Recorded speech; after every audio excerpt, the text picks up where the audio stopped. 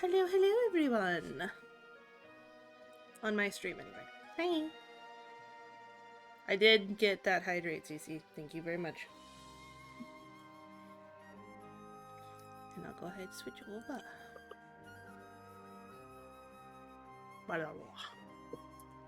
Also, to my viewers, and Pandas, if he can hear. Is Panda here? No. Panda, where did Panda go? Panda's Discord did a fucky wucky. Oh no, it did a fucky wucky. Oh, I think it just his internet did a fucky wucky because he's not online either. Thank you for resubscribing, Kibs. Thank you. Oh. No, but not the hiccups. Anything but that. Okay.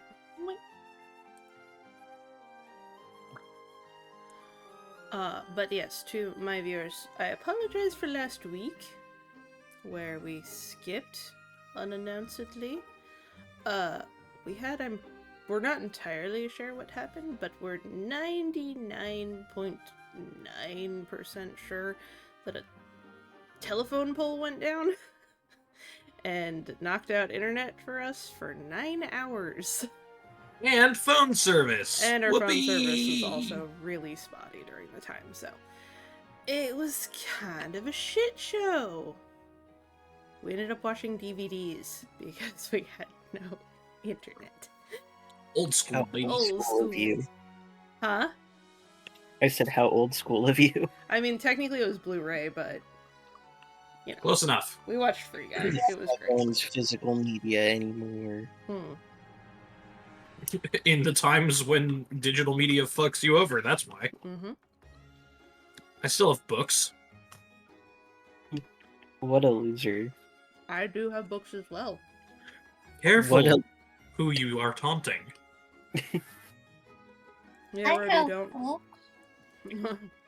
don't. Don't fuck with the DM. It's a bad idea.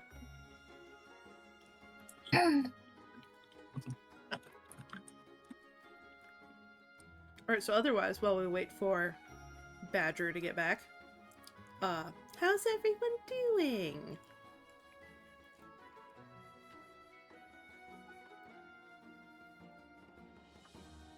Badger is just like comatose in the corner. It's like, bah. Potatoes. Yep, that sounds like accuracy from CC. So, Cece, I took Akuma to Wendy's a while back and got her first ever Wendy's baked potato.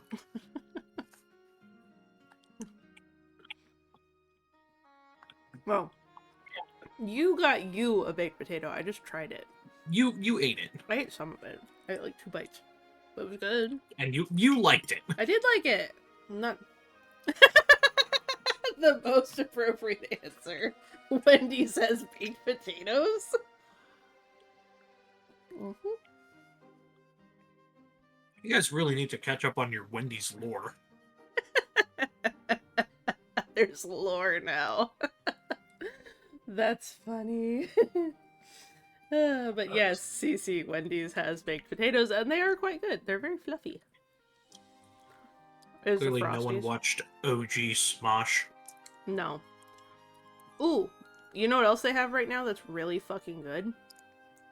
Saucy nugs. They're like chicken wings, basically. They toss their nuggets in friggin' essentially wing sauce. So you can get like buffalo and barbecue. And a couple others. Kibby tried their, what was it, ghost pepper something? It was spicy ghost pepper, and it was fine. It was fine. It was not nearly as hot as that wasabi sandwich I made. That really stupid wasabi sandwich I made. That was definitely something. Yeah, something stupid.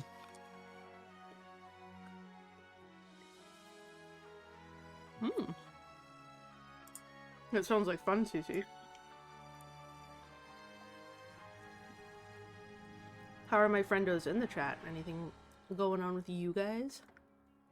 I mean, I've been keeping up with little baby because I've been texting her about work and stuff.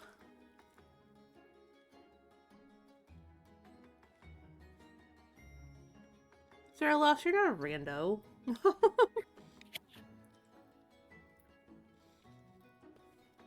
Oh my god, I literally am like losing my freaking mind over here.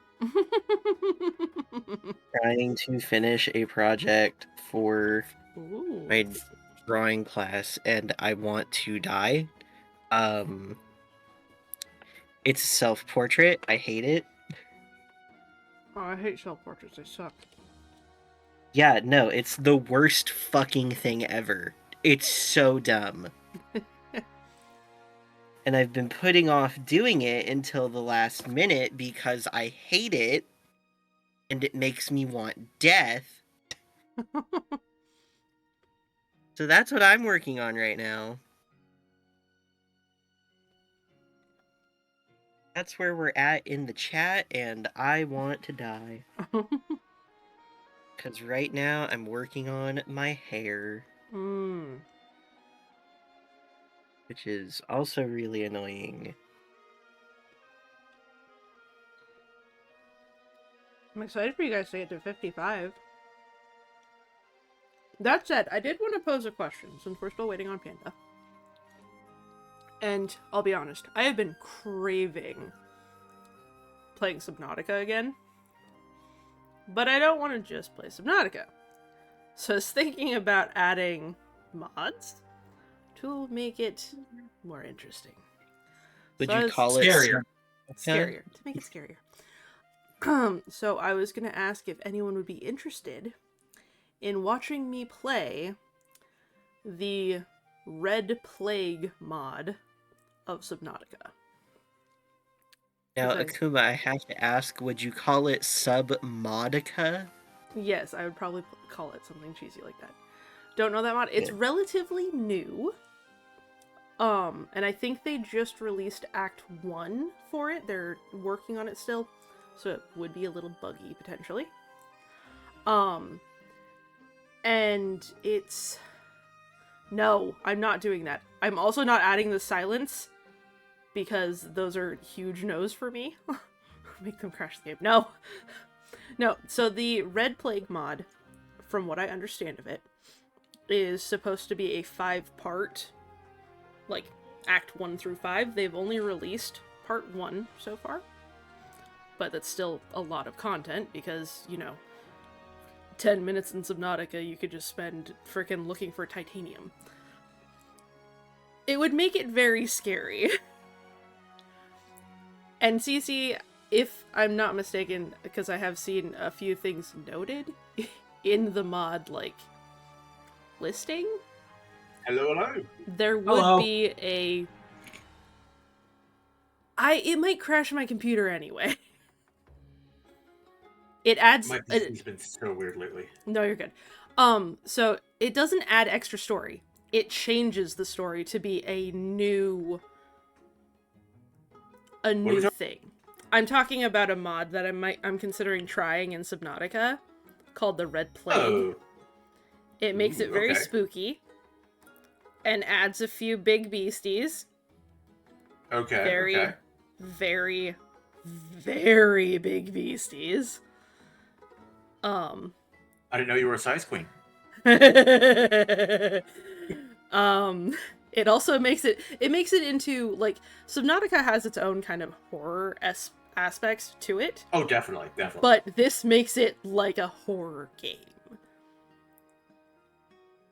Even more so. Finally got... Okay, I'm finally in. Yeah, the first time when I went ahead and clicked on the link to jump onto Roll20, and it crashed my Discord. And then every time I tried relaunching it, it would just crash again. The crab squids Fucking are weird. scary, and the noises they make are really fucking cool. They're actually not that scary, because they really only go after you if you have electricity. Otherwise, they kind of just are like, meh. Which one?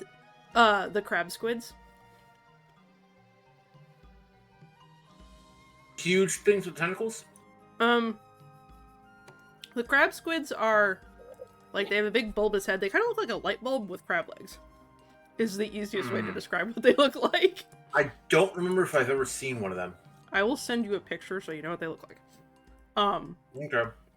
They make really cool noises, though. They sound like the, have you seen the, like, the more recent Godzilla movies?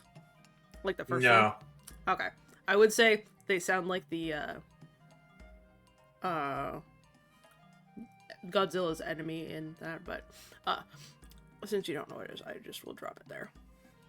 But yeah, so the Red Plague mod, A, adds creatures, B, makes things more aggressive, and C, adds an entirely new storyline, different voice acting, etc. Interesting. I hadn't seen any mods. I'm hearing overlapping music. I don't know why, unless... Yeah, in Humble Weird, I'm Oh. hearing like two different audio, two different tracks overlapping. I think one of them died. Okay, I think we're down to one. Okay. Mm-hmm. Like, I have music playing quietly in the background. That but I was stop like, the other one? Yes. Okay. Well, now I hear nothing.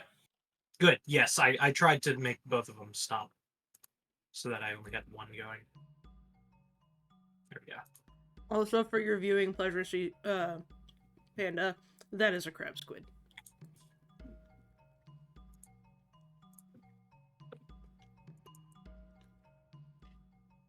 But yeah, I just wanted to see if you I guys think would be I've interested. seen them. So, All right. now 2 games. So, now that everybody's here, welcome back to Humblewood, Adventures in the Wood, also titled Humble Weird, also titled How Crazy Can We Make Kibby Go? And the answer is yes. So, last week on Humblewood, the week before that on Humblewood, where we actually played, thanks Internet, you all made it into the Mockden Caverns, fighting several different types of slimes, sticky and acidic alike. You wandered through the twisting rubble of the caverns, seeing the various different caves that were created. One of you temporarily lost their memory, but managed to get it back on track a little bit. And during Found a few hits that I had to reboot. during the trials and tribulations, you arrived at an area of glowing lichen, coating the walls, covered in a small bit of sludge as well. The slick, oozy surface makes walking a little uncomfortable in here. However, the large pools of water do provide an ample source to drink and break. And after a bit, you hear down the corridors ahead of you, echoing equally from both sides, indicating that both tunnels ahead of you lead to the same location. You heard the researcher that you have been looking for. Kenna piped up and said, "Wow, just love seeing the way that they move. Help!" And with that, we make it back in to our wonderful little Mockden Cavern. You know, I should probably be on roll 20. That would probably help. That'd be a bad idea. Ooh, where's the map? Ooh, there it is.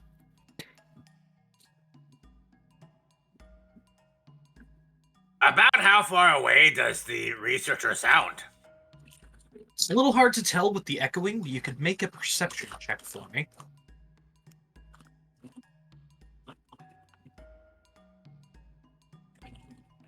It's a Badger's character sheet. Imagine Badger reaching into his pack, pulling out his dice and sheet. Rolling some dice on the cave floor. Shakira kind of like walks over towards the wall and kind of like tilts her head this way and that. It lands in a little puddle of slime. Ah, it's cocked. 13. 13. With the amount of echoing, I mean, they're certainly close enough that you can hear them.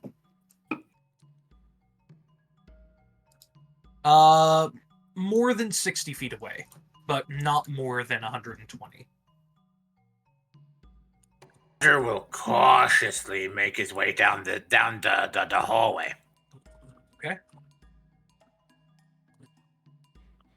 Oh, Badger's being raided. Oh God! It's a raid. Oh no. It's a Yeti raid. That's, Welcome, you lovely raiders. that's fun. Oh my, well I'm here. When you said a Yeti raid, all I imagined was like the Sand Raiders just. Badger's exploring cautiously around the corner. Oh, Badger sees some slimies. Kira will probably follow. Badger will call out back around the corner. Mm-hmm. I see some things.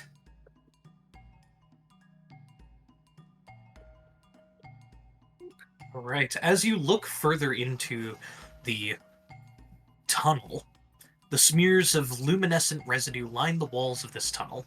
At first, the smears are sporadic, but as soon as there is enough faintly glowing glue and goo to dimly light your surroundings. Coming upon a space that seems to be the center of the cavern, you see... you can't quite see them yet.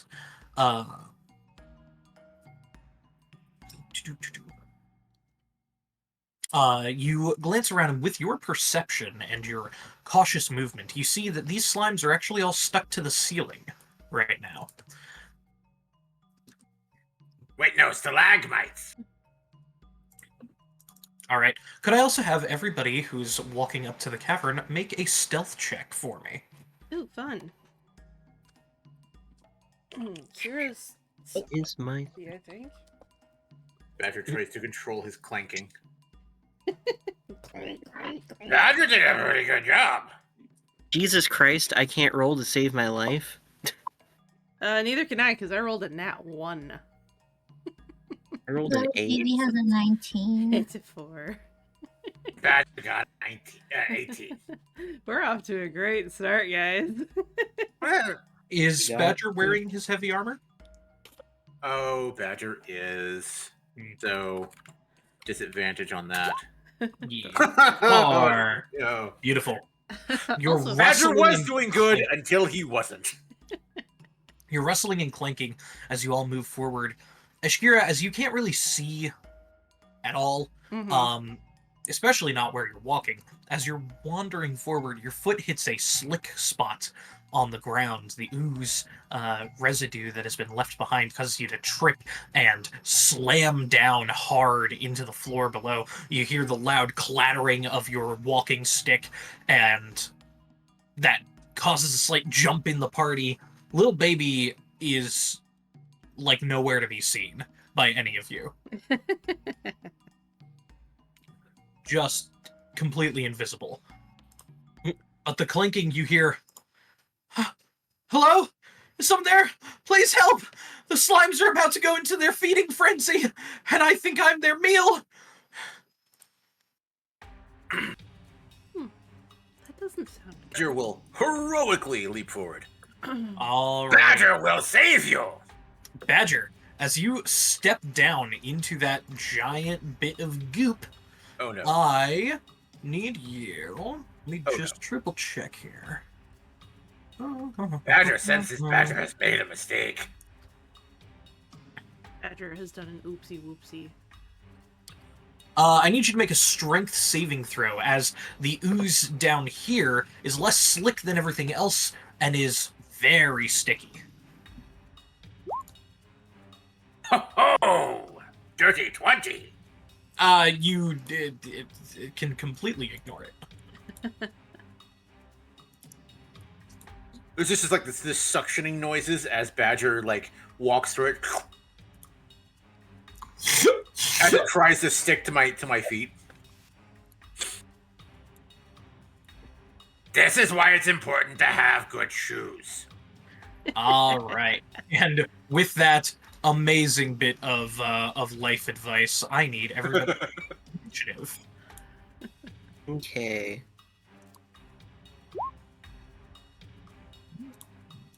Remove the previous ones. Here we go. Yeah, helps if I can. Hi. Okay. Badger's doing good today. I actually Or rolled you're decent. front loading all of your good rolls. Oh god.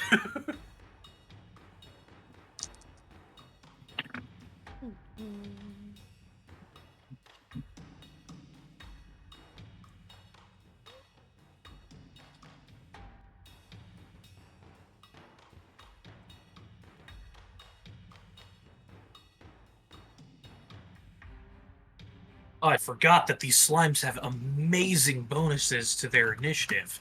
Not. Need to check something. Inventory, what am I wearing? Oh yeah, we're gonna take that off.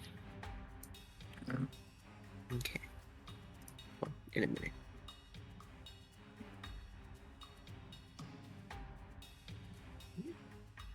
Last night, running my dungeon for my group, I forgot that Willow has had such a high fucking dexterity. 28 dexterity! Oh my god. Yeah, they have insane initiative bonus and AC, and yeah. They have very little health and honestly can't hit for shit, but that dexterity bonus is insane.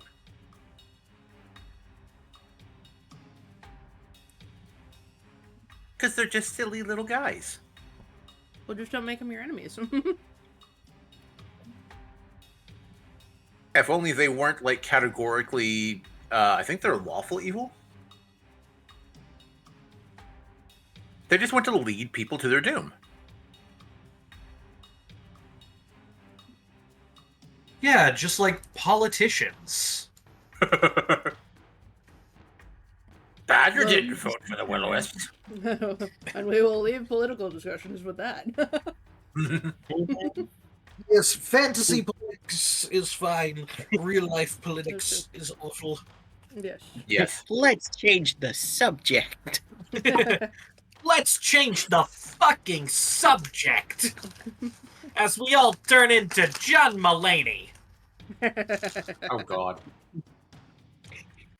Those are my fries, and that's my wife!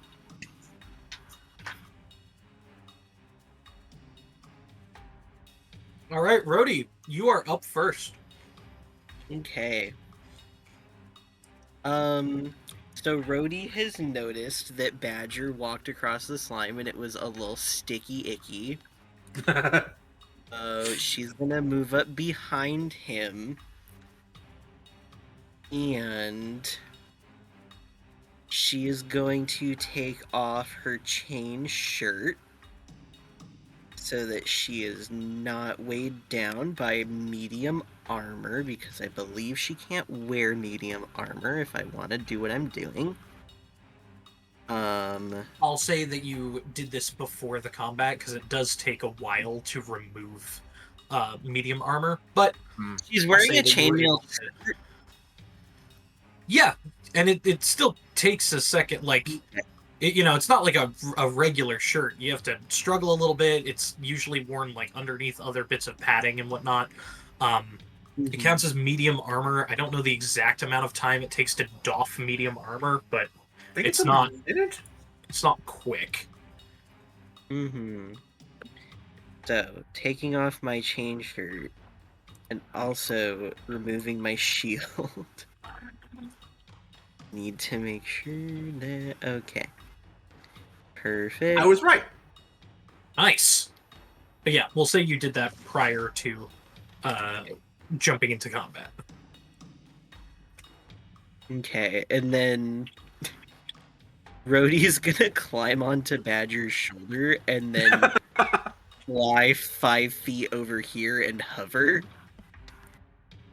Okay. Oh, thank you, Badger. Just so that she's in the cavern and also above stickies. Okay. I'm going to give you a little pair of wings to show that you are flying. Actually, I like that better for wings. Are you only able to fly 5 feet like that? Is there a limit to how far you can go? She has 5 feet of movement when she is flying. Yep, a 5-foot Maybe. flying speed. As reaction, can Badger give a little bit of a boost, make a strength roll to try and give her an extra 5 feet? Let me see Did how she tall climbed up this on me? cavern. Yeah. Let me see how tall this cavern is, real quick. I'll just say right now she's standing on Badger's shoulder. Yeah, that's fine by me.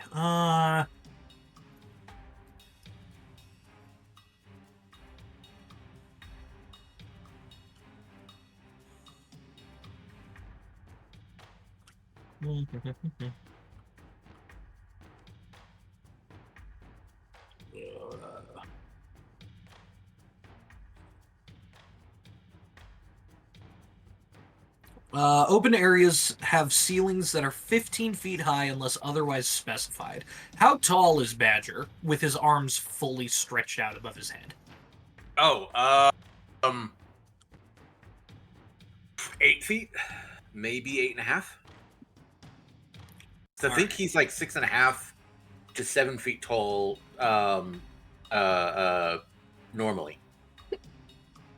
Okay. Then, remember like, exactly. arms fully, like, outstretched, I think you could probably get up to, like, 9, round up to 10 feet. And then Rhodey could fly upwards to the ceiling of the cavern at a diagonal angle. So yeah, Rhodey, you are currently hovering 15 feet in the air. Okay. No reaction required, Badger. Though, not like it really matters because you are up next. Okay, so where approximately would you say he, like, launched me? Because did he, like, throw me forward, like, here? It would be like you're one of these spaces, but you're 15 feet up. Let's give you a little bit of a boost. I'm gonna say that she's right here just so that there's a little maneuverability for other people to get into the cavern. Beautiful. Okay. So Rhodey climbs up on the Badger, and Badger's like, "Oh, hold on, not mom," and gives a little grunt. She's gonna, like, get prepped and just be like, "Launch me, honey!" I will say, Rhodey, if you use your bonus action, I will let Badger throw you. As his reaction. Yeah. Where do you want to be yoked? I want you to yoke me right here where I'm pinging. Okay. That is within 20 feet, so Badger, you don't have disadvantage on this thrown weapon attack. Oh, man. 15. Good enough. Plenty good. Alright, so you want to... I made a not mom pistol. Yes. There you go. Okay. Beignet is also going to fly into Badger's hand, assume the same position as him, and give him a little cue to launch him. That will have to happen next next round. But yes, Badger, you currently have a shot put beignet in your hand. Yes. He's ready. Do I need a bonus action to throw him? I think Rhodey still has a regular action. So, Rhodey, what do you want to do? Yes. I'm within 5 feet of that slime. Could I... Ooh, I don't know if I could do this. Okay, wait. Can I do an improvised weapon attack and throw, like, something... Or, oh, wait, no. Okay, so I still have an action. I remembered. Yeah. We're fighting slimes. Yep. Teehee. Throwing weapons at it ain't gonna do jack shit. So... let's hold on. Next ability check or saving throw. I'm going to have her use Drafin's Bane of Excellence, which is a Charisma 12 saving throw against the Major Slime. Okay. Surprisingly, this thing does not have a great charisma. That is going to be, I think, the lowest I've ever rolled. A -3. Okay. So, a It rolled so creature poorly it started to hate itself for a moment there. on a failed save, the next ability check, attack roll, or saving throw the target makes within the duration that results in a roll of 20 on a d20 fails to have any effect. So, if it happens to roll like a 20 on something in its next roll, it will fail. Okay.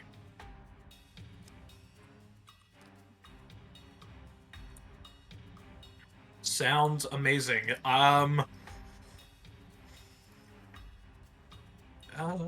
We'll give it a broken heart because it hates itself now. All right.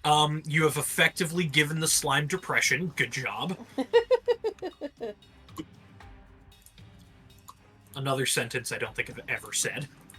I mean, this is right up there with I've never made a saving throw for the floor. That is true. I did have to make a wisdom saving throw for a floor yesterday. So that was fun. All right. So many new sentences. The vocabulary is just getting AI generated now. All right. Well, I do believe that is your full turn. Badger, you are up. And thank you for waiting so patiently. You're welcome.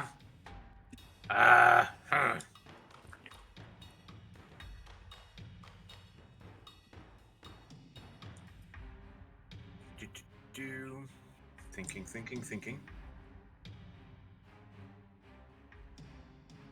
Badger will cast Bless. Not Mom. Badger and little baby. Okay. I'll give you little flags, because I think those are cute. Can you give it to little baby? I thought no one could see little baby. Oh, that's right. No, yeah. No, you can. It was mostly a joke. You look back, and you realize you were just looking up too high. Oh. Do you Like, Oh, baby, man. there you are. Short. You don't, baby. and you're not gonna. Put a belt on you. And then Badger would like to shot put Beignet as a bonus. Fuck yeah. Where are you shot putting Beignet to? Straight at the nearest slime. Alright, go ahead and make Except, Badger never really paid much attention to the Olympics. So, Badger's just going to run at them and try to... He doesn't quite get how this works. He just runs at them and, like, point blank just chucks it straight at what he thinks the slime's face is. Okay, Like, so you point run... blank range. You run underneath the slime and chuck it straight up 10 feet. Beignet flies straight up 10 feet. Go ahead and roll to hit.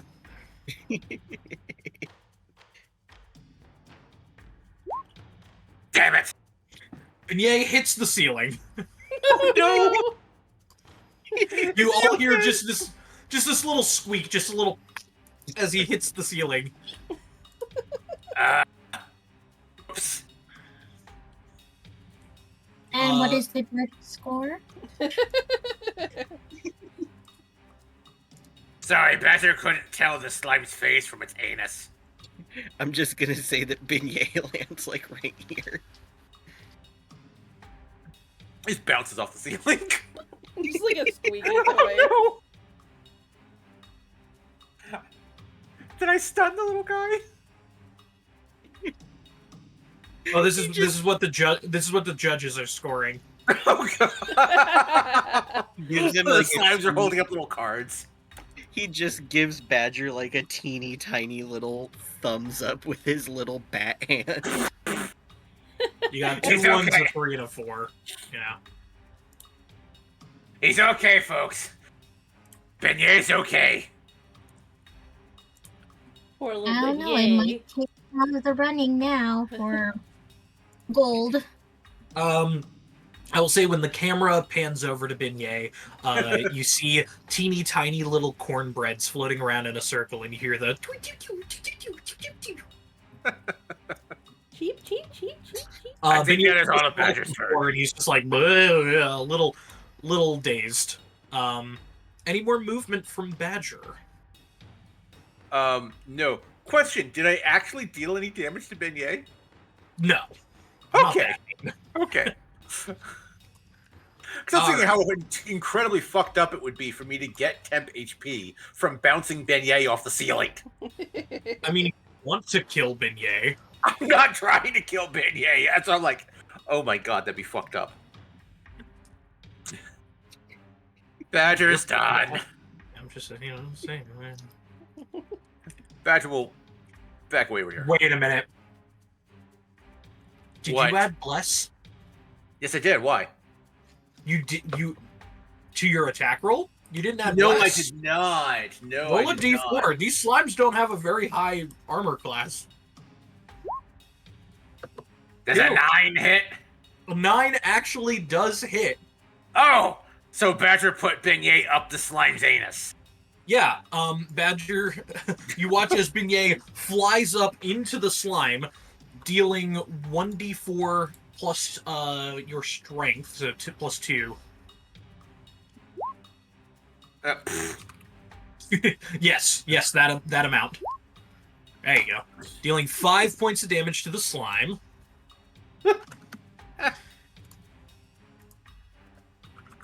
And Badger has 2 temp HP.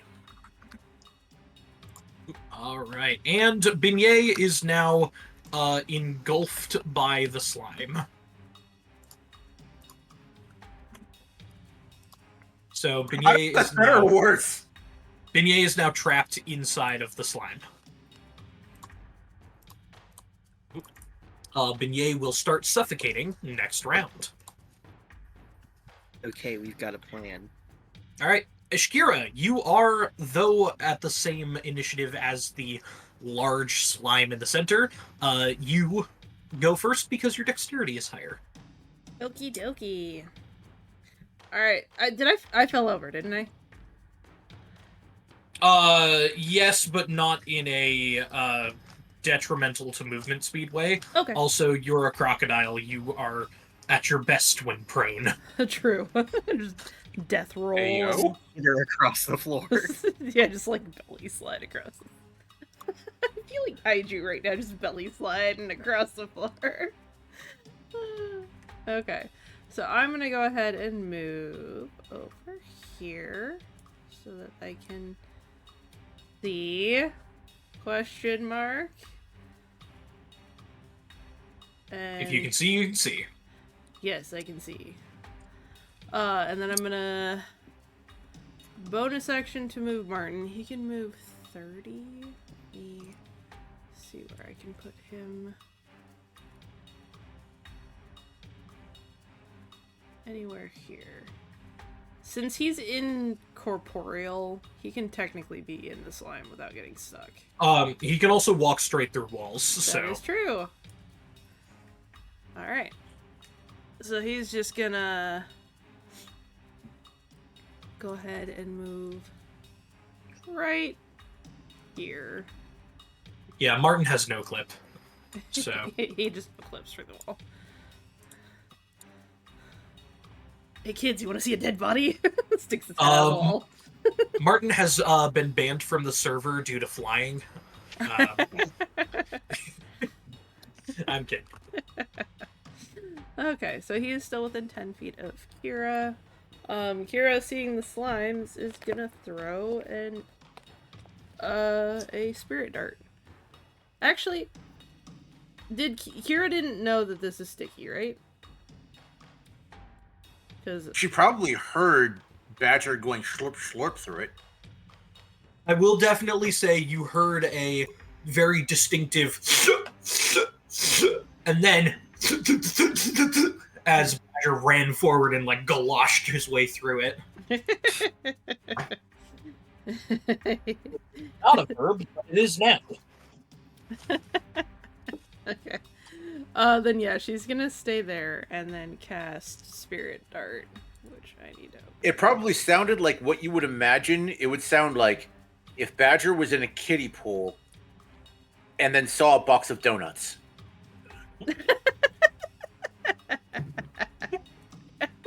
I love that. Oh, Just sprinkles! Oh, that's funny. Okay, let me get all my dice out. So, I will be making a attack roll against the big one, I think. Alright. Yep. That's so not gonna hit. That is an 8 to hit. Let me see. Surprisingly, no. Not surprisingly. Okay, so I just miss. I don't think Spirit Dart does anything on misses, so yeah. No. Yeah, okay. Don't I tried. believe so. Didn't believe so. The slime shifts out of the way of your Spirit Dart attack.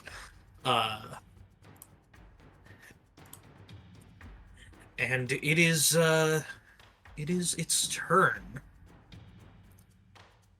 It is going to drop down to the floor with this sickening thud, like dropping a giant Jell-O mold onto concrete.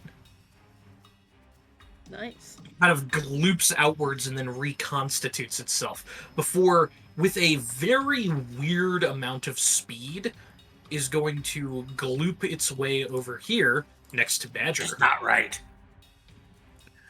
And Badger, it attempts to hit you. Badger didn't realize that Bad Dragon made Jell-O. No fucking way! Rhodey, how the fuck did you know? That's a natural 20. It misses. Because of the Bane of Excellence. What? Natural 20. What When does something Bane of Excellence rolls a Bane of Excellence, when it rolls a natural 20, it affects it as if it rolled a miss, as if it failed. It So it changes a can't natural 20 into a fail. No, the next nat 20. So that was Okay, the next that was nat it. 20. It was the next nat 20 within a minute that it gets. It fails. So like it That winds up for this is- epic punch and then just It winds up for this like massive slam down, and then it remembers that it has depression, and it just kind of gloops down and like gently caresses the front of your shield, like, I don't want to be at work anymore, and just like deflates down your shield, and then goes, wait a minute, I'm fucking awesome, and it like stands up again, and it reaches into this little like side bubble that's on the side of it, and it pulls out a pill bottle, and it takes its meds. It takes its depression medication. It beat depression. Boo. so make sure you It hydrate. didn't at first.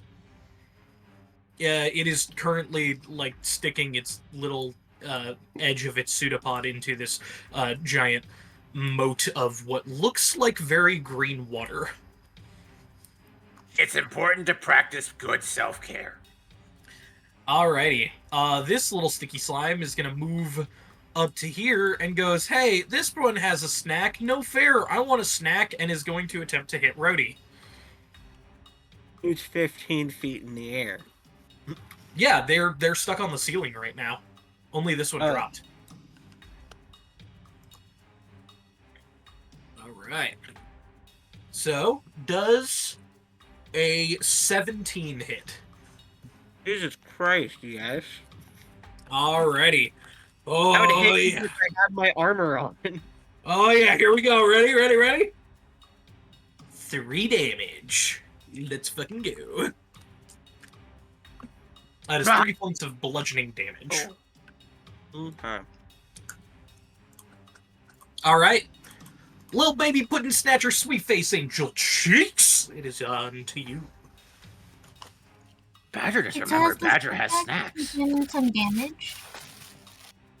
The big one has not taken any damage.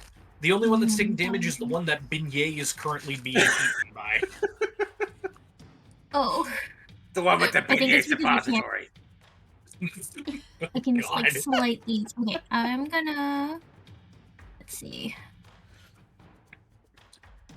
I want to see if I can. Wait, let me see if this will work.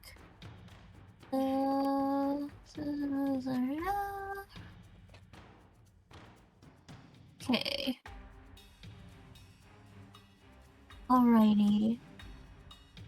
I'm gonna make friends with the big slime. I How? want to use. I want to. I want to be. Well, I think little baby is gonna encourage it. Wait, this is the one that had depression, right? Yep. Yeah, little baby's just gonna encourage it with live, laugh, love vibes. And it's just like, it's like you mean the world to everyone. It's a. What are you casting?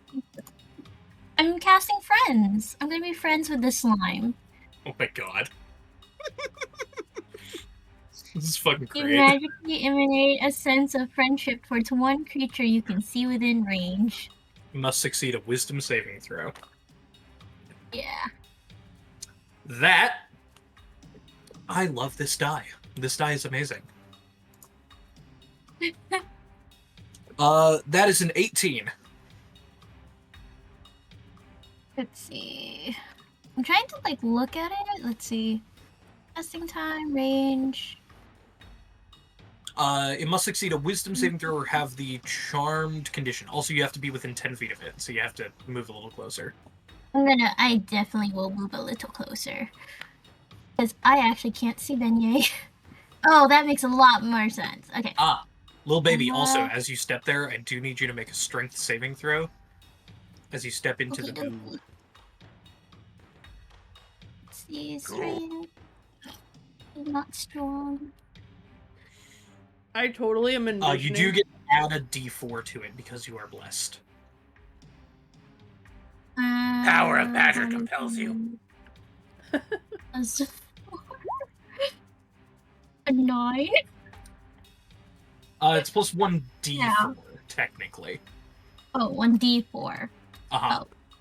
Let me do this all separately then. Yeah, not. 20 minus 1. Mm-hmm. Okay, so And 14. then Plus 1d4. 1d4. So just roll 1d4. Alright, 16.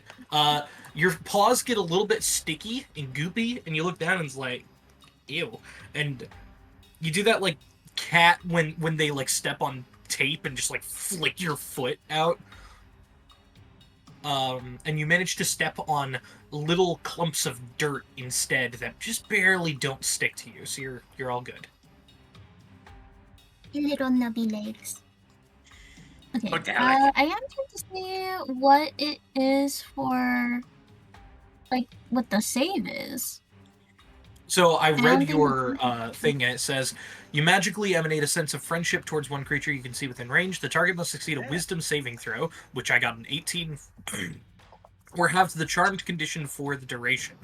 The target succeeds automatically if it isn't a humanoid. Ah. Or if you're fighting it. Ah. Alright, friends wouldn't work. So, and you would know that. No! You can't be friends with it. It only works on Okay. people, and it's not people. Fine, I'm just gonna use vicious mockery against and give it Depression. Give ideation. it depression again. Alright.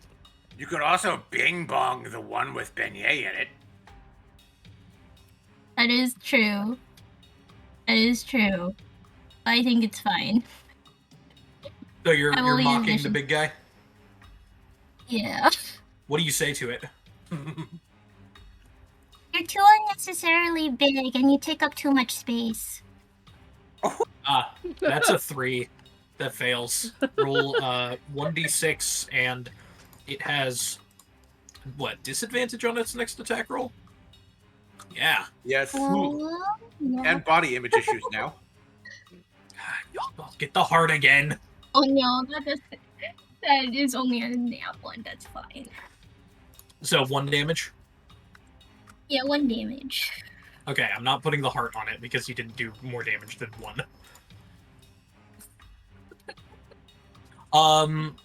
And that was psychic damage.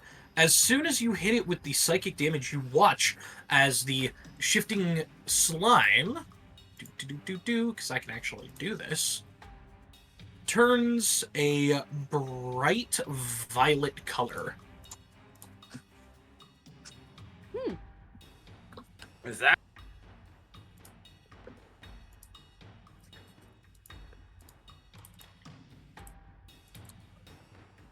Okay. Any bonus actions, little baby?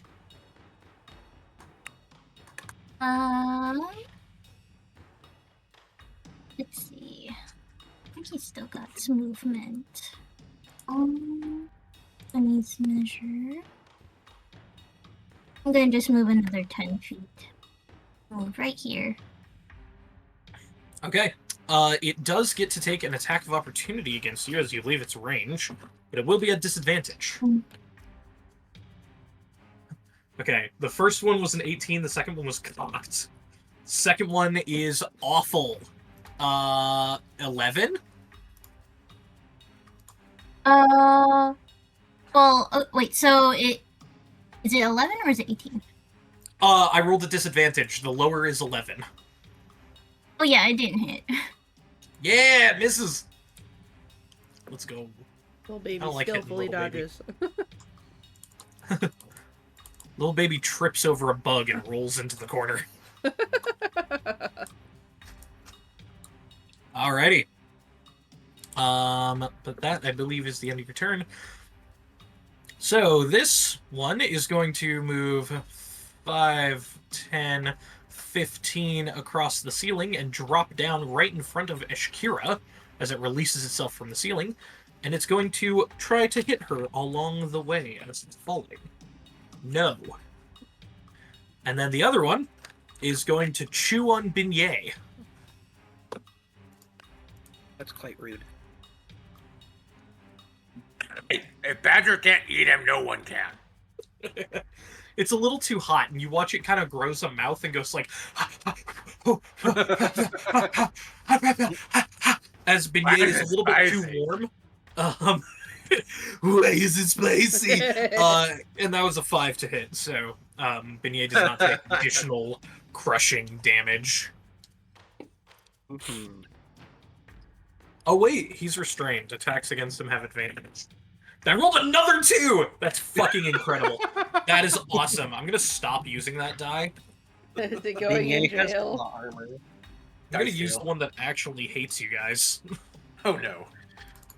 Alright. At the end of the round, the researcher goes, "Oh, crap. That's a shifting slime! It becomes resistant to the damage it most recently took! Be careful!" Kitty, question. Did the slime hit me? No. Okay. I said no Oh, okay. when I was like, it tries to hit you. No. I missed the no. Well, yeah, it missed you too. You want me to roll again? No, it's okay. Still no. How about no? How about no? Lazy Dutch bastard. Rowdy, it's your turn. Thank you, Dr. Evil. All I wanted were some frickin' slimes with some frickin' laser beams on their frickin' heads. Okay, Hey, what are you planning, Ashira? What are you doing? I see what you're doing. Shenanigans. Huh? So We do it. Rhodey has some shenaniganery that she's planning. Shenanigans. Because Chattanooga. so can't like Beignet kind of flame up a little bit to increase his light? Yes, and creatures that start their turns within 5 feet of him then have to make a Constitution saving throw or take 1d4 fire damage. God, that is the worst suppository ever. So he's gonna do that and give Yeah, it's that like a Carolina Reaper suppository. yeah, he's gonna give that slime a little bit of spicy butthole syndrome.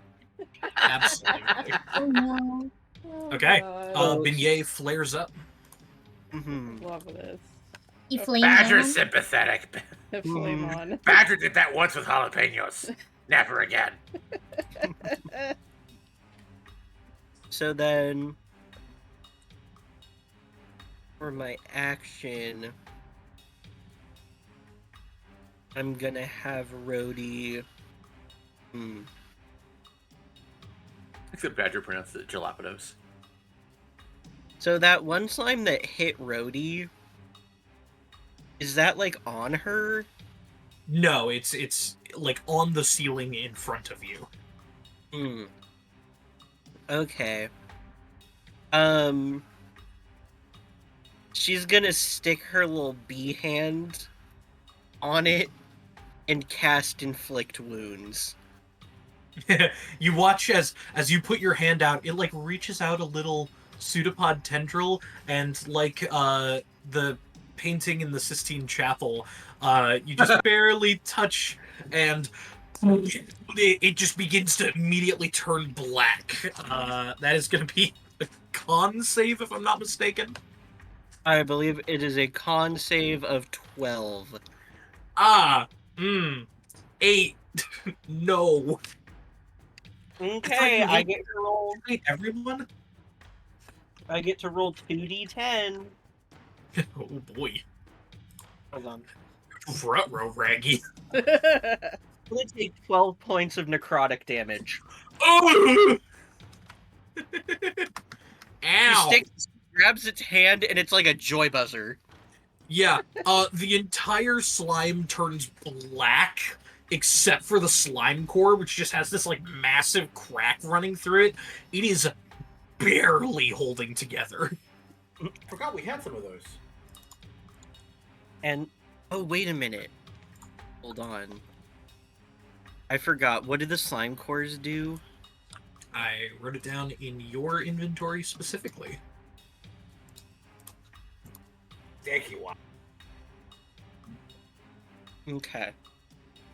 Okay. I'm gonna save it, but yeah. So that's what Rhodey does on her turn. Yes, the caustic slime core, you change the damage type to acid, or if you are already making or casting an acid damaging spell, you roll twice and take the higher amount of damage. For the sticky slime core, it also has to make a dexterity saving throw versus your spell save DC, or become restrained. And that is for everyone to know. Alright, so if that's the end of your turn... Badger, Badger. sorry, you're taking fire damage. Actually, he's not, because Beignet's 15 feet up in the air right now. Oh yeah, never mind. It's just those dumbass slimes. It's just the dumbass slimes. Now the big one right next to me, he's on the floor. He's within reach. Yes. Yay! Here, to make this a little bit easier, I will do the same thing that I did to Rhodey and give them little tiny wings to show that they are on the ceiling. Excuse me. There we go. Badger appreciates that.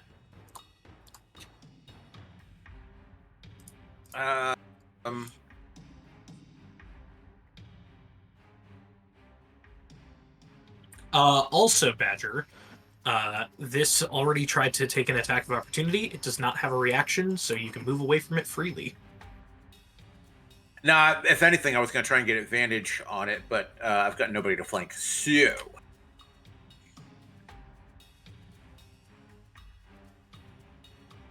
Badger drops his shield to be able to use the halberd with 2 hands.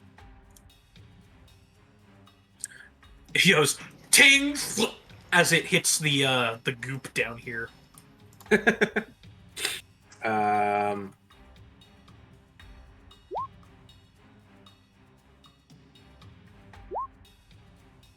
Badger 10.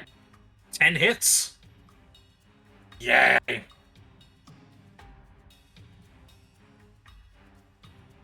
Actually, can I hold on? Roll that back real quick. Yeah. You said I can move freely.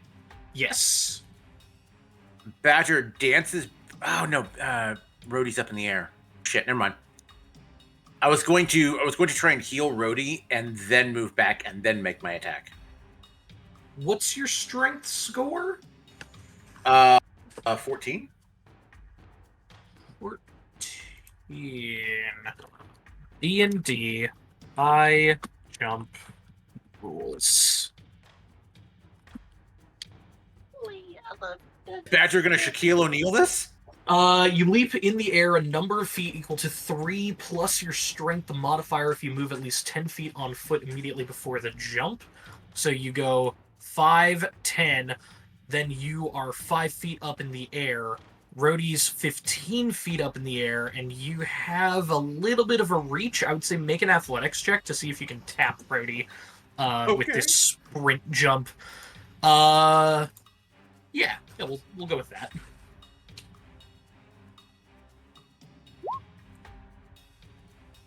An 11? As you sprint forward, you plant the haft end of your halberd into the stone and use it to pole vault up in the air, and you're able to just barely tap your fingertips against Rhodey's foot. Tap. Heal her for 2. All right, Rhodey gained 2 hit points. Lands, spins, runs into back to the slime, and smacks it. Alrighty. For that original 10, which hits. 10, which hits, and I did. I did not roll damage. Wait, did I roll damage? No, I did not roll damage. Roll 1d. 10 plus 2. 8. 8. Nice. And Badger has 4 temp HP now. Let's go. Badger's improving. And that's my turn. 5, 10, 15, 20. You do still have 10 more feet of movement if you want to take it. That is Badger spends it dancing. Ooh, what kind of dancing? Badger started hitting the Salsa. goodies to he landed. That's awful. Badger wants to make a performance check. Go for it. He wants to see how well he can do the gritty. Oh! That's You know, very impressive. Badger's like Maybe this you flamenco pick up a dancing. couple- Maybe you Pulls did a pick rose up out of nowhere. Holds it in his Art teeth. college. You know? Yeah.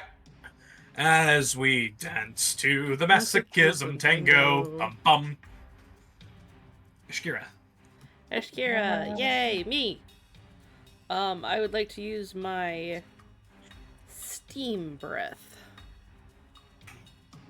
in a nice smoky cone, like so. Yeah, it certainly looks like it hits both of them. Alright, All right. so that What kind of save? Is it a Constitution save or a fuck you save? it's a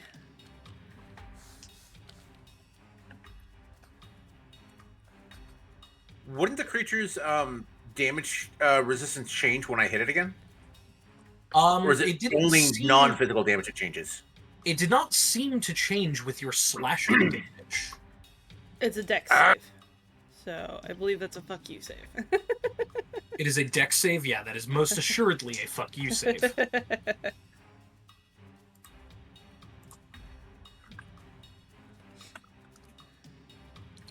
Oh, I nearly forgot. Thank you for reminding me, Badger. As you sliced into no. the shifting slime, a new little sticky slime plops off of it. and joins the initiative. Oh. So, roll for Did the original slime's mass reduce any? Yes, it looks like you actively damaged the original slime. And this sticky slime looks much smaller and weaker than the other original slimes. Okay. So let's see, it has and then it took bleh. Yes, no, that is correct. I did that. And then, okay. Right, that's what I was gonna roll for. This Badger ruling intelligence trying to put 2 and 2 together.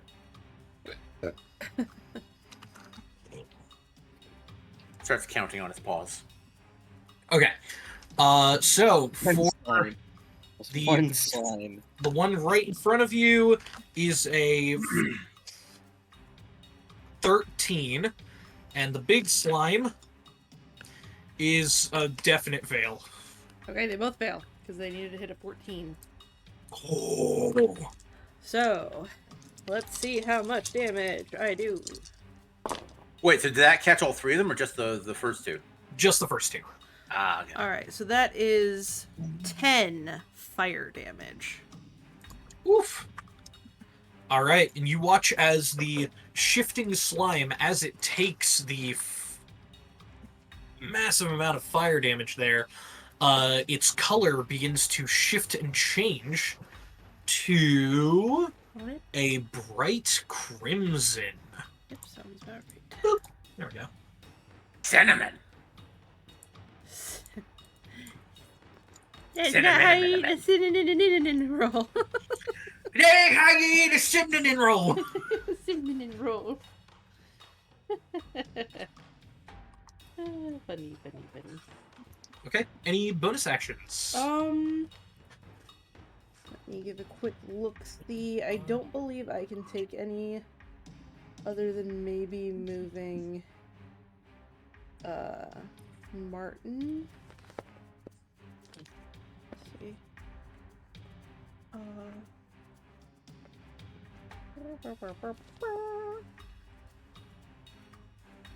Yeah. Nope, I don't have any bonus actions I can take, so. And Martin Okay. can't impose, he can't make people think that they're flanking. He doesn't work for flanking, No, right? he does not count as a corporeal creature. Okay, so so he then, can't- yeah, there's no point really in me moving him, so I'm not going to. He's gonna growl at people. Alright. That's all. I'm just gonna be like, Martin, growl at people. Grr. Okay. So this creature is going to go 5, 10. Oh, actually, no. He would go 5, 10, 15. And that still stays within Badger's range, weirdly enough.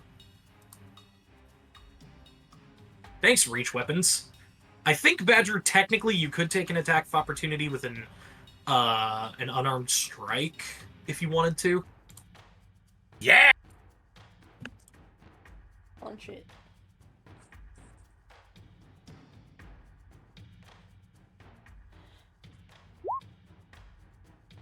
Woo! Nice. Yes, 20 dang. definitely hits. So that's 3, because your strength is 2. Yes. Awesome. 3 points of damage. It does not look very happy at that punch that you dealt to it. Actually, but it since, is since Badger was just flamenco dancing, can it be a saucy backhand? Absolutely.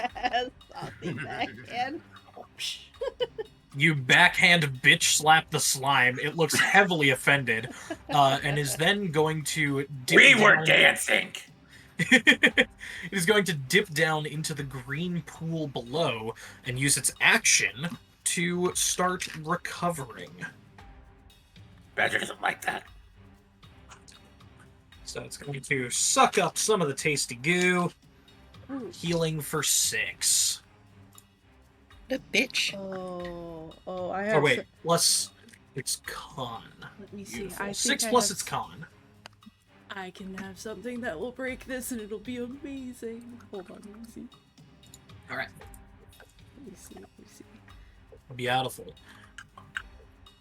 Then this one that it has 1 hit point. It starts within 5 feet of Beignet, and it failed its saving throw.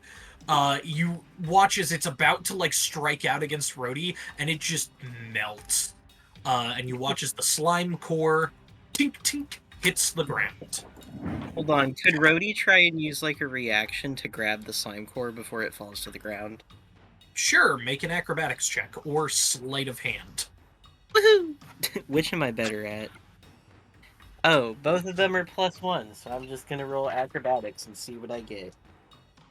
You know what? No, we're switching to the Golby dice because the Rhodey dice has been mean to me. An 11 +1, a 12 on acrobatics. I'll say that's good enough. Which also means I can just remove its body. As you quickly snatch out, flipping upside down for a second and grabbing the sticky slime core, you're able to add that to your inventory. All right. Little baby pudding snatcher, sweet face angel cheeks. It is your turn. Oh, baby. You guys are gonna love Ashkira's next turn. I'm gonna do something What? fun. Why are you screaming? Okay. Is the I void upset? will. The void is I demanding will snack. use Toll She the has to pay the Dead. cuddle tax. I will use Toll the Dead for the big one. Oh, the dead! Oh no. That's a Big bomb. wisdom save. Okay. Don't fuck me. But I want to. I'm asexual, sorry. Ah, Plus, Kibi is Akuma's, so... Yes. My Uh, girlfriend. even though I rolled very well on the die, that is a 12. Fails. define very well on the die. I got above a 12. That has a negative modifier.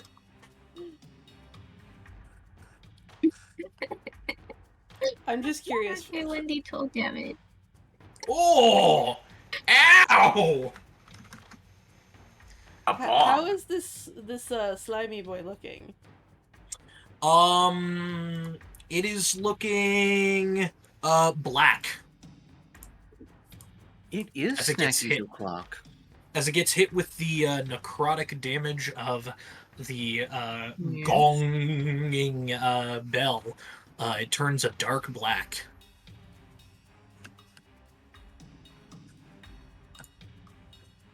Let's see. Uh, I just have to... The slime is bloodied. Sweet. Yes. Perfect. All right. Any bonus actions, little baby, or any movement that you want to take? Little baby is fine in the little corner here, so he's not gonna move. Alrighty. So next up is this one. It's gonna blorp its way up and out of the little pool down here, and it's gonna attempt to eat Badger's foot. Natural 20. Uh-oh. Alright.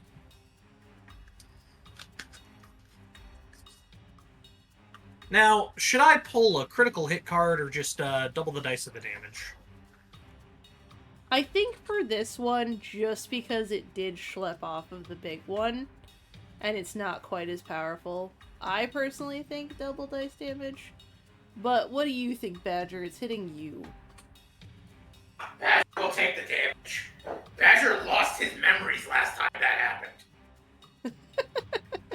True. Well, Becca Okay, got so- to play. Badger wants double dice of damage. Ashkira wants double dice of damage. Rhodey and Little Baby, what do you want? Double the I wanted damage and the give it to card. the next person. Little Baby, you wanted the card. Well, how could I possibly turn down Little Baby? Badger, could I have you say when for me? No. There? Is that good? Right there? All right.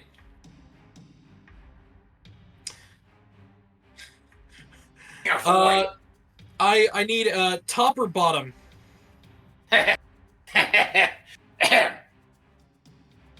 Top. Okay, make a Constitution saving throw.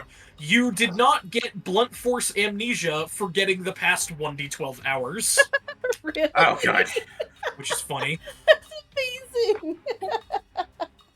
I have to make a con save, you said? Yeah. Oh my god, that's so funny.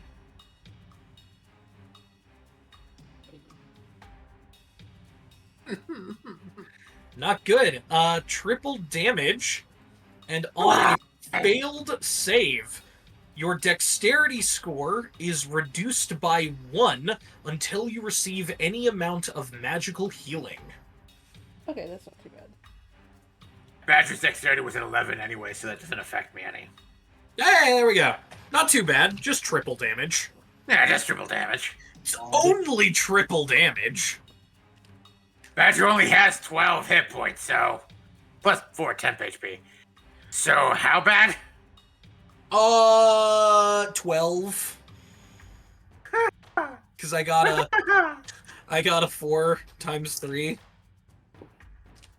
So, Badger is at 4 hit points.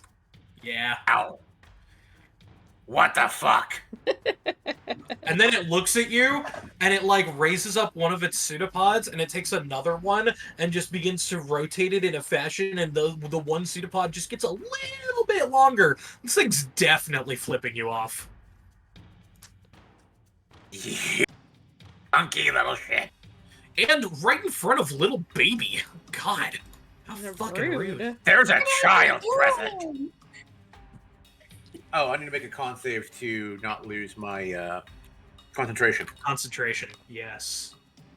It's DC 10. Or 11? DC 11. Ha! You're good! Oh, the bless helped you. The bless helped me keep the bless. Yeah. Alright, that is going to be a con save for the one that is beating Beignet, which fails. Rhodey, go ahead and roll 1d12, or sorry, 1d4. That would have been way too much fire damage. 1d4 fire damage, please. You just see Beignet start to like power Yeah, up like like- he's in Dragon Ball. No, like he's Endeavor. Just Damn, we rolled minimum damage of 1. let's go. It's good Wait. for me. What can bless be applied to? Only D20 rolls. Yeah. Attack rolls, ability checks, saving throws, stuff like that. Ooh. Alright, Okay. so that is going to be one crunch attack against Beignet, which fails. And you know what? I'm even going to roll another save to see if it even wants to hold on to Beignet anymore. It does not. Beignet gets spat out. Hawk Patooey. Beignet is just, Tua. you know what? Beignet's chilling over here.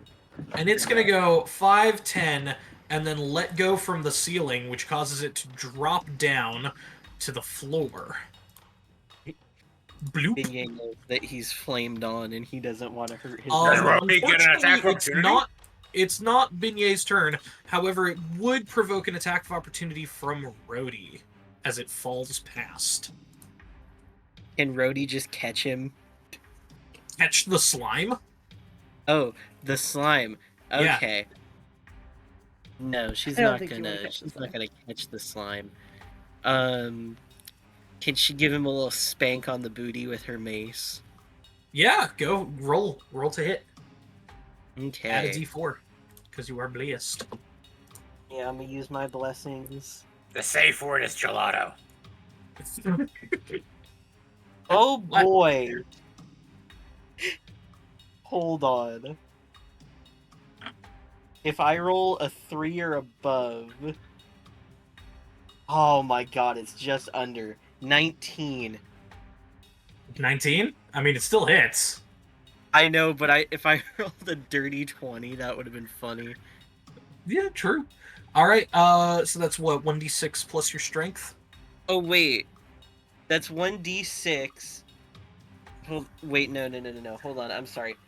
I mean, this doesn't matter because it's still gonna hit, but it was actually a 22 to hit because my hit DC is +3 as well. Yeah, So, still hits. yep, that's a dirty 20 +2, 22. Okay, 1d6 +1. Let's roll Real that. catch 22. Like, I forgot what d6s were for a second. Monopoly. Oh my god, can I stop rolling like shit? She hits it for 2. Let's go. And it bloops down next to little baby. It already used this attack against Beignet, though, so that's going to be that one's turn. Ishkira, the one right in front of you, is going to attempt to hit you. 15? Does not meet because of my shield. Let's go, sword and board, baby. Just like hits the wood and it's like, wait, what? Schmick. Eh? Eh? This isn't tasty. Nice. All right. Then, at the end of that round, the researcher is going to go, oh, it looks like it's feeding upon the pools that are below it. It looks like it's healing for about 1d12 plus its con mod if it uses its action to do so. Be careful! That's specific, thank you. You're welcome! Rhodey, it's your turn. Brody is just like, Jesus Christ, she's like a fucking walking tutorial over there. I'm Anyway. a researcher! That's what Yeah, I I do! know. You also got yourself stuck in a slime cavern, so. Okay! Brody's Are gonna you who say I that bring my Pokedex to? and Brody's just moving towards the ground now because all of the slimes are off of the ceiling, yes? I believe so. Okay, so Rhodey is going to end her flight and land gently on the ground. And she is going to take her action to put her shirt and equip her shield. You cannot Yes. put your medium armor back on with only a single action. It takes 5 minutes to don medium armor. That's fucking rude. You can pick up your You shield. can put on though. your shield, though. Yeah, she's gonna pick up her shield. So she's gonna pick up her shield. If she picks up her shield, is that a bonus action or a full action? I'll let it be a bonus action. Okay, cool. So, and then the most recent damage that the big slime took was necrotic, right? Yes. Oh, baby. Okay. And then this one right here Uh-huh. is still needing to be smacked around a little bit. Oh. Actually, hold on, no. I'm gonna use... Oh, but that's a bonus action, and I've already done... Well, can I use Healing Word as my action? No, but I'll say you can switch putting on your shield as an action instead of your bonus action. So that Okay, you can still healing word. Yeah, we're gonna use that. We're gonna do that as my action, and then Healing Word as my bonus action, because she knows that Badger took a big hit, and she wants to give him some health back. Don't worry, Badger only has 2 fractured spines. His That's bones okay. are made of glass. Every day he wakes up and breaks his legs. Badger still has a spare, it's fine. So, Rhodey is going to cast Healing Word onto Badger. That is 2d4. Okay, let's go. That's a decent roll. 2d4 plus 2. He's getting 7 points of healing. Hey, almost full. And so, Oh. Rhodey is going to look over at him and... what is she going to say?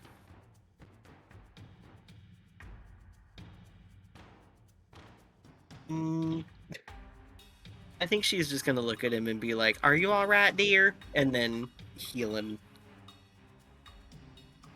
Badger. Thank you. I forgot to do that. Rhodey, what does your healing word taste like to Badger?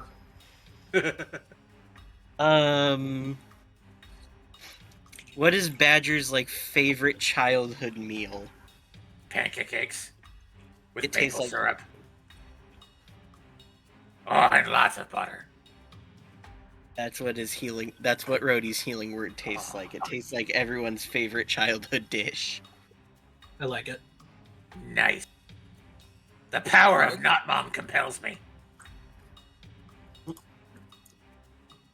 Any more movement, as technically you just floated down to the ground gently, you would still have some movement. You know what? Rhodey's gonna chill where she is. Okay. And I'm gonna say that Beignet is no longer flamed on. Because he's chilling now. He's not in the slime. He's now flamed off. He's flamed off. He's chilling. And he's just perched on her shoulder now. And that is going to be the end of her turn.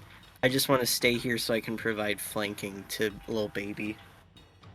Awesome. Badger! This one fucking almost kills you.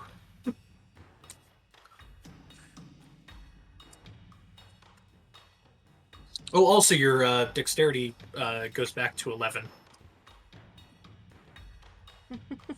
Badger holds out the halberd, lets it drop. Badger pulls out that warhammer, two-handed. All right. 20 plus 4 plus 1d4. Get cracked. All right, go ahead and roll damage.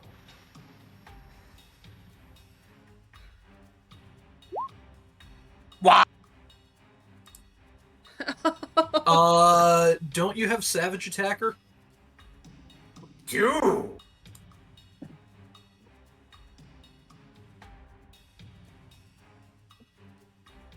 Thanks, Gibby. You're welcome. Why? Let's fucking go. This is why Savage Attacker sucks ass. Advantage on damage is not a horrible thing. No, but it just does not often happen to work out well. I want to double check to make sure new Savage Attacker didn't change anything, like automatically making it a 3 or something. So, give me 1 second here. Does the thing have 5 hit points?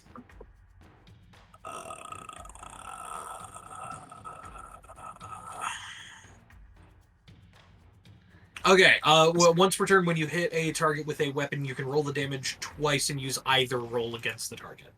Alright, so, 4 damage. Yes, it does. Well, it did.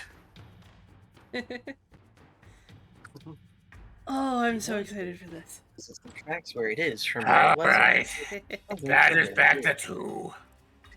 Got Good job, buddy. 2 temp HP. Good job. Alright, anything else that you want to do, Badger? I don't think I have really anything else I can do. Yep, nope, that's it. Alrighty. Shkira. Alright. I'm gonna do something cool. I am going to use my last spell slot. Tell me, Gibby, is the ceiling made of rock? Yes. I would like to pull a shard of obsidian out of my pocket, and I would like to create lava right above our slime friend. It is a 10-foot cube of stone melted down and turned into lava. Alrighty. I'm going to give it a dexterity, which is its worst saving throw, or else it's going to be lavified. It has to make a dex saving throw anyway if it enters Yeah. the area of effect, so... Oh, neat. Well, fucking there we go. Ooh. Ooh, maybe.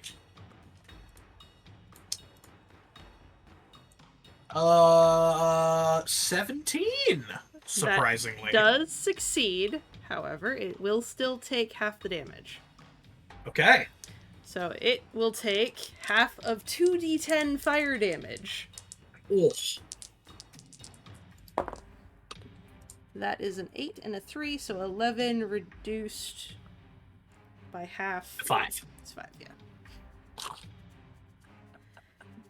All And right. the Took main 5 reason- fire. The main reason, though, I wanted to do that Is is- because the lava then pools into the cracks and crags full of this healing jelly and solidifies them, just like Minecraft. Oh my god, I love Minecraft. Me 3. I'm assuming that's what you were going for. That is exactly what I was going for. I wanted to cut off its healing as much as All right, possible. cool. Wait, if it was partially submerged in the pool, did it get trapped? Yeah, that's the part that like took the damage. It just cracks part of it off. So you guys Nice. just watch lava fall from the ceiling out of fucking nowhere. All This right, pool is on fire. and the goo wriggles angrily.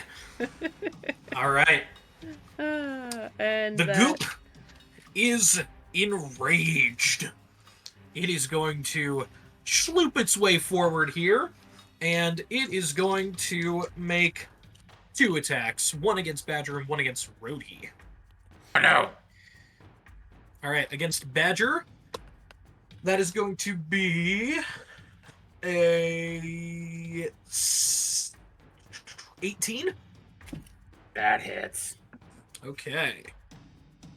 You take max of 8 acid damage Oh. plus 2 fire damage. So 10 total points of damage. It then loses its resistance to fire damage as it uses all of that built-up elemental energy to swing at Badger. And then, I need... Oh, it's automatic? Sick. Badger, you are grappled. Badger, I do need... I need a con save to maintain concentration on Blaze. And then against Rhodey, that is a 12 to hit.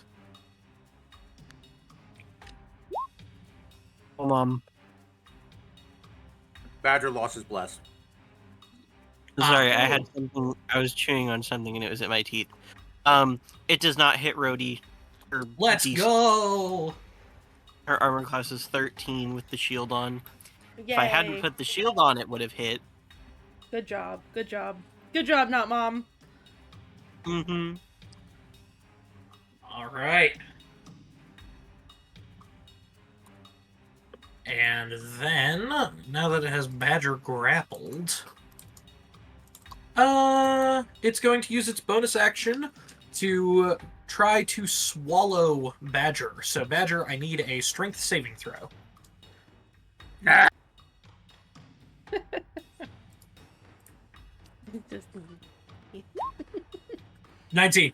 Badger, you are a rock. You are unmoved. I've seen better. Alrighty. Lil baby, putting snatchers, sweet face, angel cheeks. I'm still gonna bing bong the big slime. Bing bong. Bing Bing bong. bong. Wisdom bing save, bong. that is a natural 20. Ooh. Ooh. Thank you, I'm so glad that you hate them die. Let's see. Let me double check what I can do. As a bonus action. Hmm.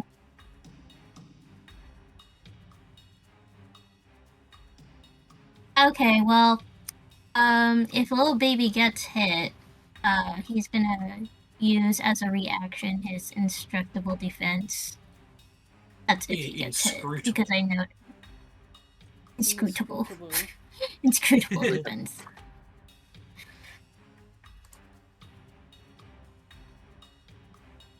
All right, to reduce the damage by 2. Beautiful. He's like, I'm ready to react. He's like hyper. Alrighty. Well, I think that this one that did so much damage to Badger is gonna hit Badger because Badger's all grappled. Badger, you feel a sharp disappointment as it just clinks against your armor. It's like, wow, really, bud? A 7? That's sad.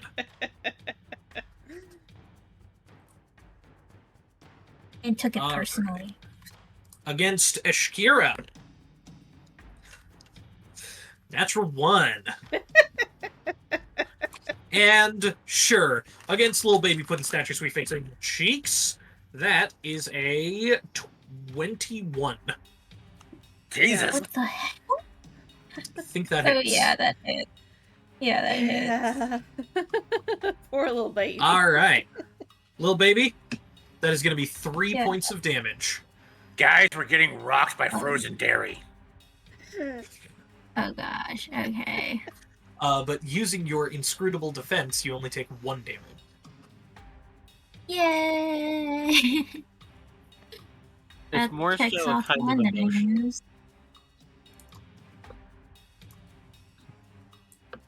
What'd you say, Reddy?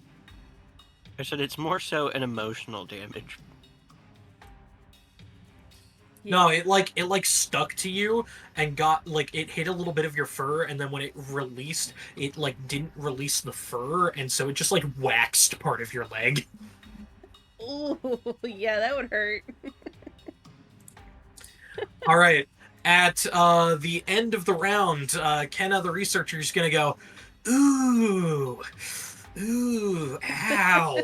All right, Rhodey, it's your turn. So helpful. Oh, I'm sorry. Did you want me to continue telling you helpful things about the slime, or did you want me to shut up? I mean, it kind of seems like you're halfway in between 3 different options. Brody's gonna look her dead in the eyes and say, I want you to shut up.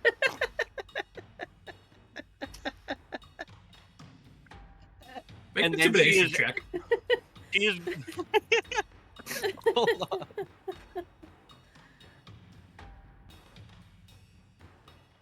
That's so Oh, funny. it's Use only a mom 9. voice. She used the mom voice. You accidentally scare Beignet instead. Oh no, not Beignet. Okay, I'm Not gonna the little flavor, cinnamon. gonna flavor text why Beignet gets scared, because as she yells this at the researcher, she is going to swing her mace into the slime, not looking at it, but just looking dead in the researcher's eyes. So she's gonna make an attack roll with her mace against the slime. Which slime? The sticky slime or the shifting slime? This one. The sticky slime. Go ahead and roll to hit. Oh my god, can I stop rolling absolute fucking garbage? Did you roll at advantage because you're flanking? Oh right, I forgot about that. Watch, it's still gonna be worse. That is an 11. 11 wait, hits. Okay, beautiful. Now I get to roll damage.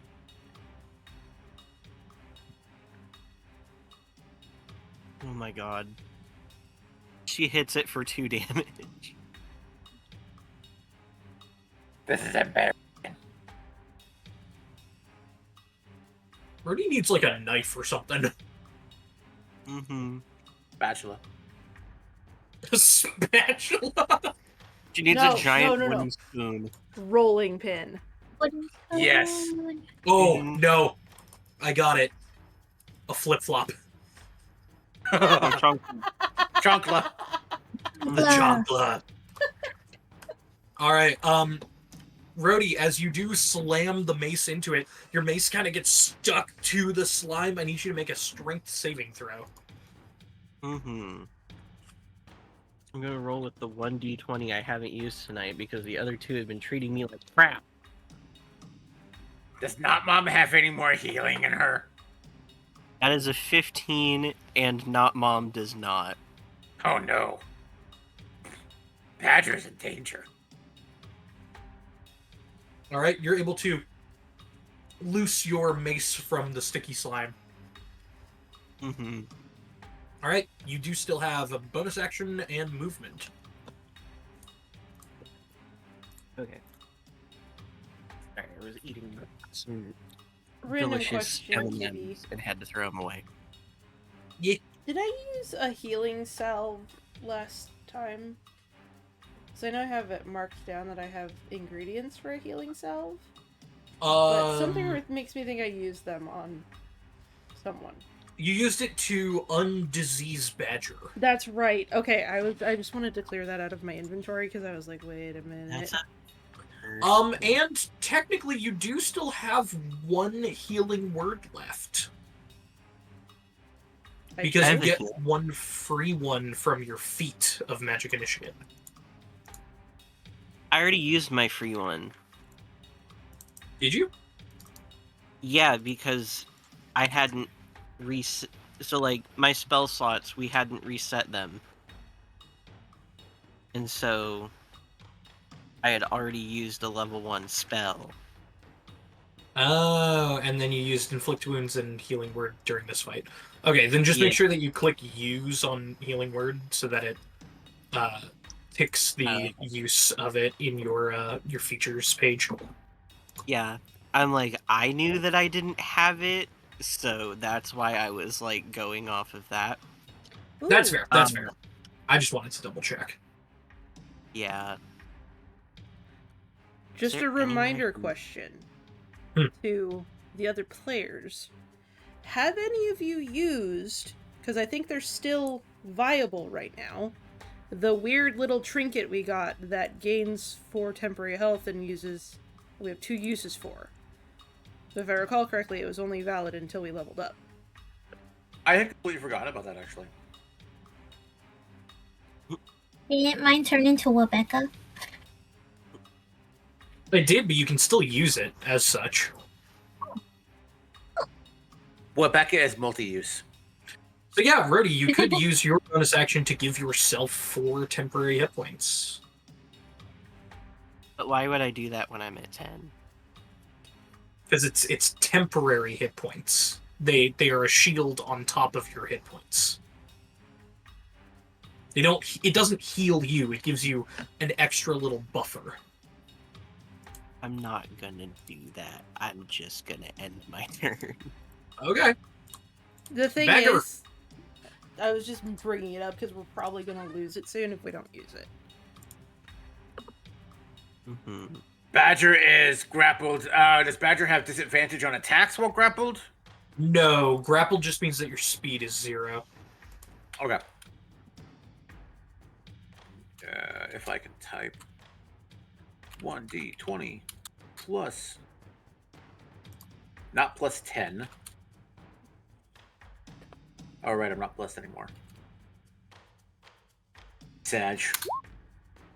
Badger will take it. Yeah, your speed is 0, and you have disadvantage on attack rolls against any target other than the grappler. My grappler. Yep. So you easily Badger is fighting back against his abuser. You easily hit it with your 2-handed warhammer. Go ahead and roll damage. Oh!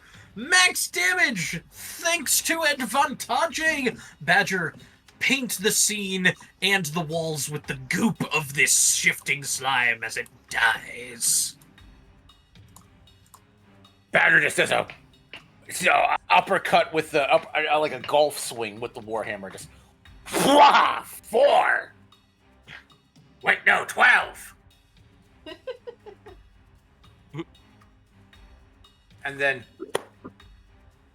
thumps his chest to heal himself, Beautiful. turning that temp HP into real HP. Absolutely. So I got 6 back from it. I'm back to 9.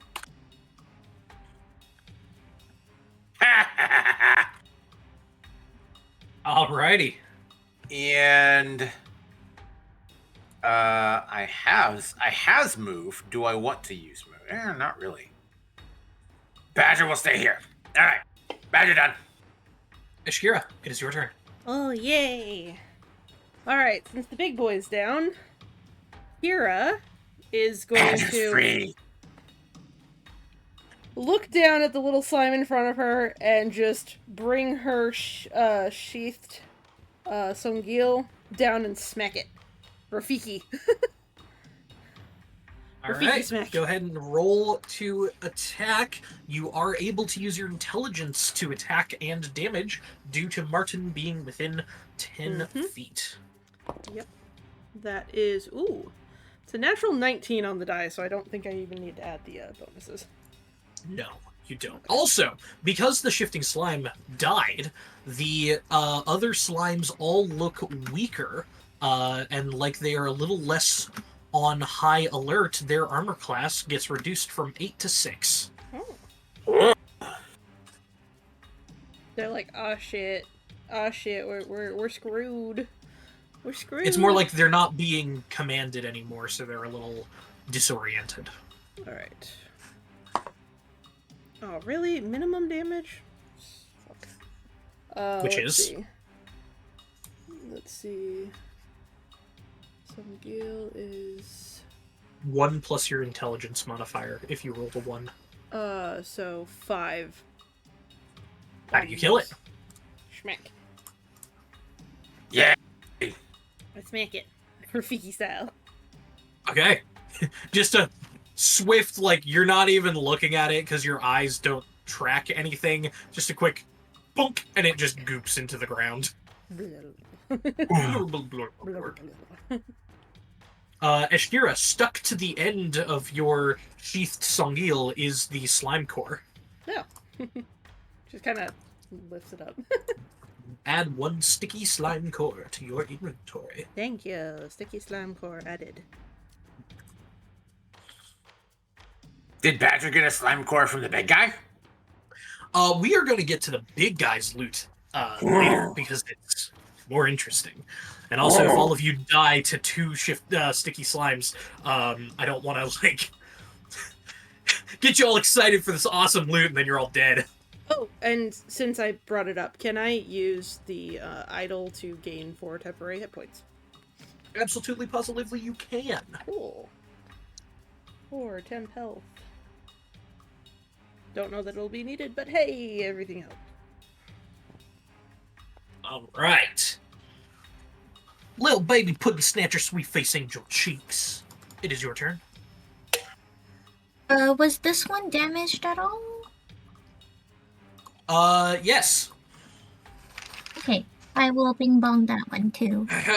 Roll damage. I failed. Come on. It has 3 hit points. Oh, max damage! It kersplorts into the ground, and if you want to pick up the slime core, you may. I will. You get a sticky slime core.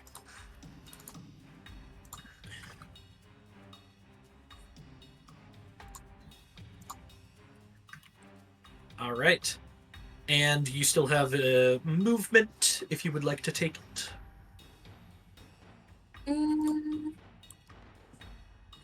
Let's see. Little baby will move all the way here to help with flanking. Beautiful. This little slime of mine, I'm gonna let it shine. It looks at the situation, sees that the big boss is dead, feels that it's very hurt, looks over to Badger and holds out a pseudopod in a handshake of truce. Do you accept it, Badger?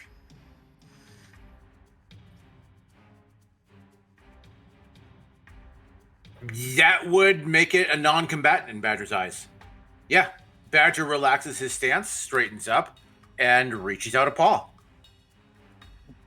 All right.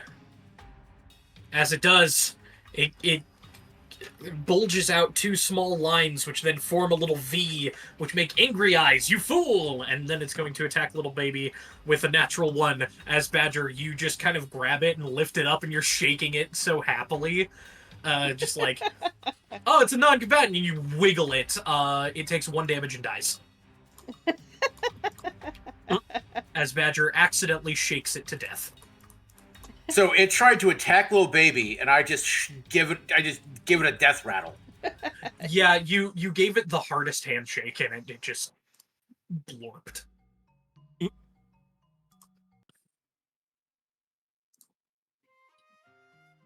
You said for 1 damage? Yeah, it took 1 damage and died.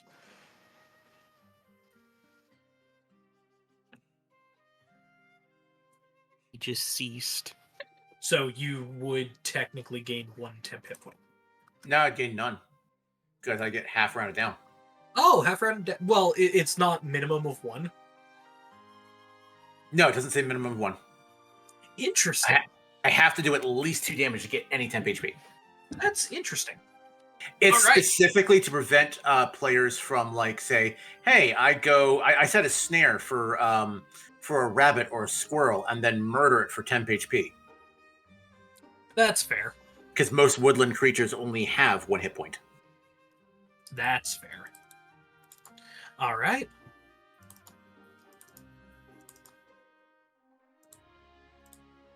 Well, Kenna, the slime researcher, looks over at you all and goes, "Oh, you dealt with them. Oh, thank you, thank you." Also, anyone who wants to, Little Baby and Badger, you're the closest, so you would technically get first dibs. If you want to add a sticky slime core to your inventory, you may. Badger already has 1. How many does Little Baby got?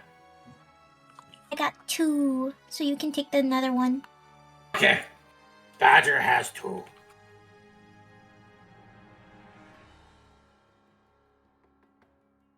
Oh, that is most assuredly the wrong page. Pardon me. I don't need that page, thank you. I'm not killing you guys for winning. That's bad DM behavior.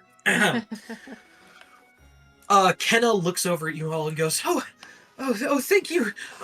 Could someone please help me out?" As you all finally get a good look at Kenna, and you see that there's this strange, like, sheen of a residue across her feathers that are sticking her to the rock behind her as she's very trapped, stuck to the wall. Badger will see if Badger can get him out. Badger will try to grab her wing, hand, thing, and give Uno yoink. Okay, roll a athletics check to yoink. To yoink. And yoink you do. You both stumble back 5-10 and poof, kind of hit the ground. Oh, thank you so much for saving me. Welcome. Are you bird person we're here to save? My name is Kenna. I'm a slime researcher, and I almost forgot samples. And she tramples across Badger to leap over here and runs over to the slime and just starts, like, she takes out a bag or a satchel that she has and takes out a bunch of jars and starts scooping up various bits of slime and goop. Badger oofs as he gets run the fuck over.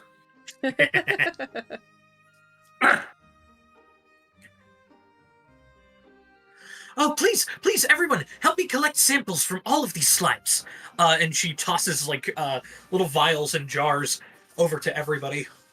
If you're gonna walk all over Badger, at least it and just let it crash to the ground. Listen, I can give you something if you help me, please. It's very important to my research. I can't go back to the Reach empty-handed. I've come so far and I've risked so much. Please. And you hear like true desperation in her pleas. And Badger Rhodey is over it. At going least to buy look down Badger a at drink the glass first. vial, and she's gonna I draw a little circle around it and use mending on the vial and reattach everything Okay. and collect exactly one sample Beautiful. and hand it to her. I Alright, imagine that the throw, like, Kira kind of, like, fumbles the throw, and it just lands in the goop in front of her. So she kind of accidentally gets the sample. Yeah, she looks over and goes, "Oh, I didn't even think about getting the sticky slime residue there. You're brilliant!" And continues to scoop. Little babies playing with it, like you know how kids have like kid slime for stimulation. He's doing that. Rebecca coughs and spits a bunch of glitter into it. Badger tries to figure out which end of the sample jar to use. Oh, hey! Natural 20, Badger, you get a bunch of good samples. Somehow. Everyone, as you are gathering samples through the various areas and creatures, I would like to know. So basically, everybody is going to get a treasure. There is a treasure that is inside of the shifting slime that you defeated.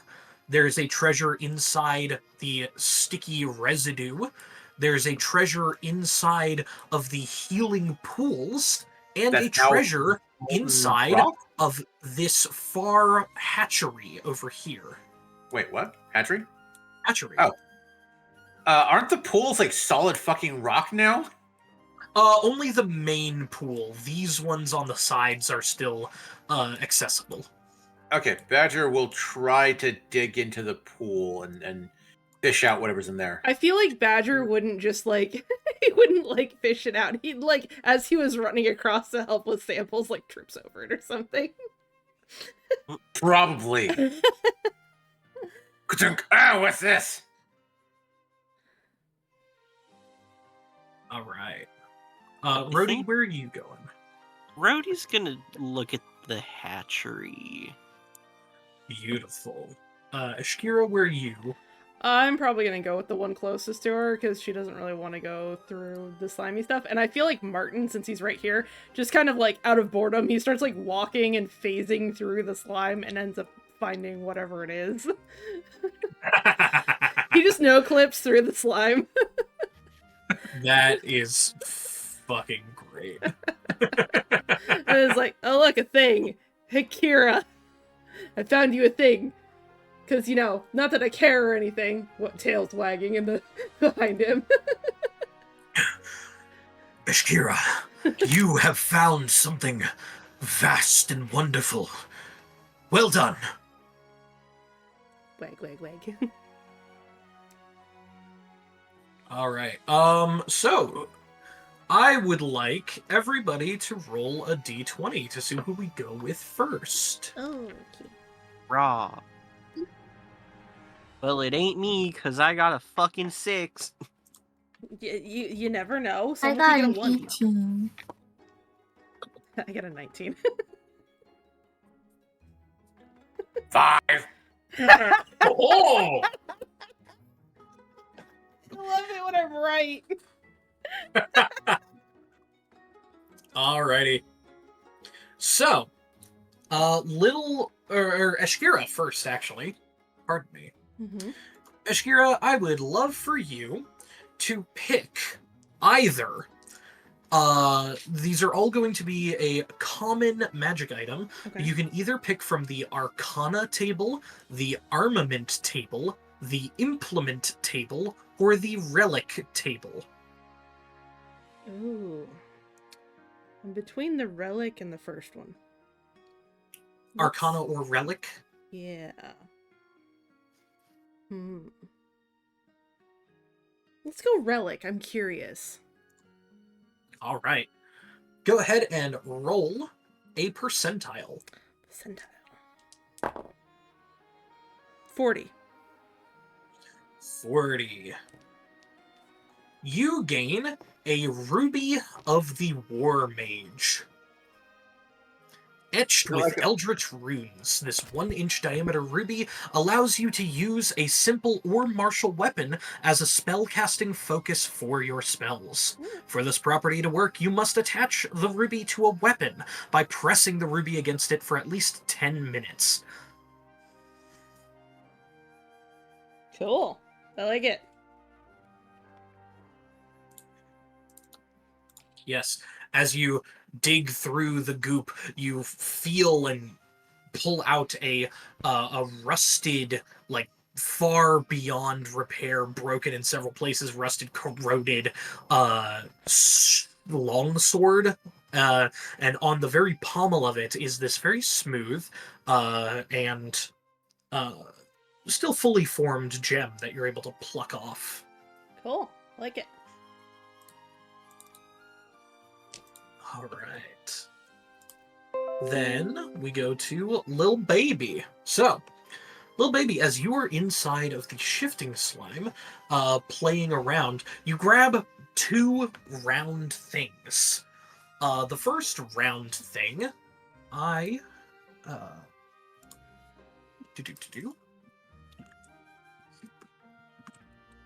the first round thing is approximately the size of a grapefruit. And this is the Shifting Slime's core. The Shifting Slime's core can be either used to cast Absorb Elements at as a reaction when you get hit by elemental damage, or it can be used in crafting to enchant an item to become resistant to 1 elemental damage type.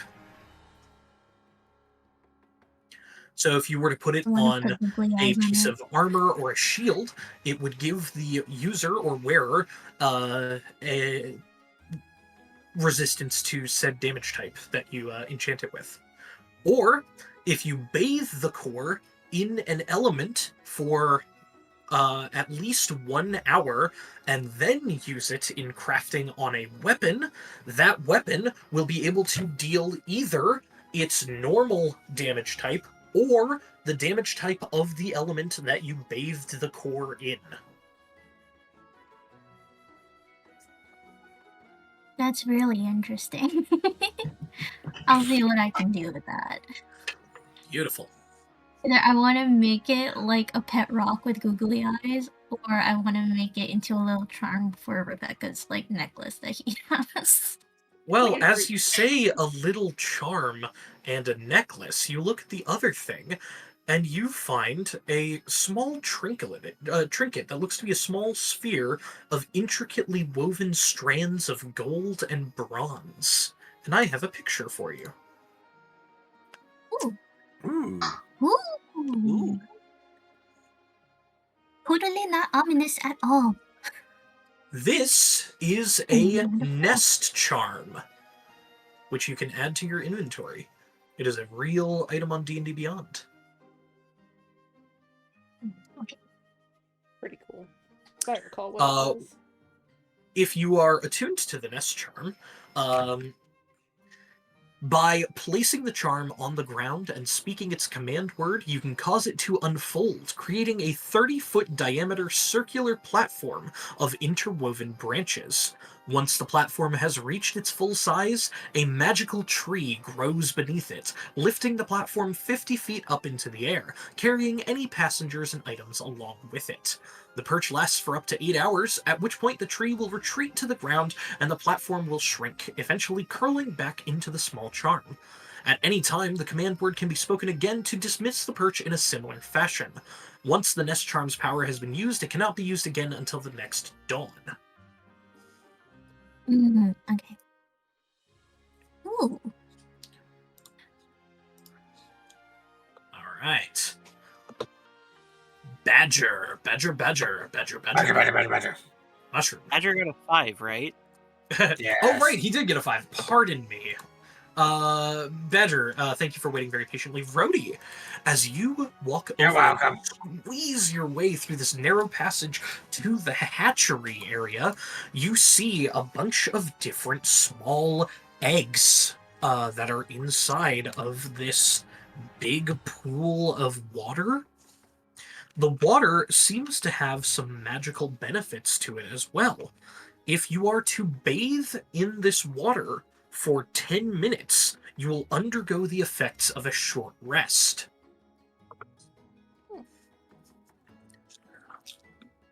But inside, there are several different eggs of many different colors and shapes, and they are all very gooey to the touch. And finally, hidden amongst it, you see a sphere of this like slimy goop that's kind of floating on the surface. And reaching over and grabbing this sphere, you're able to kind of pull and peel it open, and inside of it, I need you to roll a percentile for me. Okay. Let me.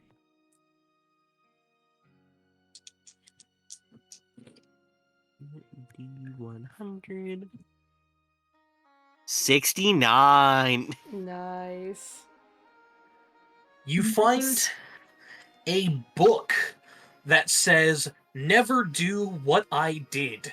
Billingsley Nurthfarthing's Guide to Teleportation Mishaps." Okay. It is a very interesting looking book. It doesn't really look like it has many helpful benefits to it. However, hidden inside of the book as you open it up, it is actually carved out, being almost completely unreadable. Hidden inside of it, there is a Arcana common magic item. So roll another percentile, or you can stick with 69. Your choice. I'm gonna roll another percentile. 26. 6.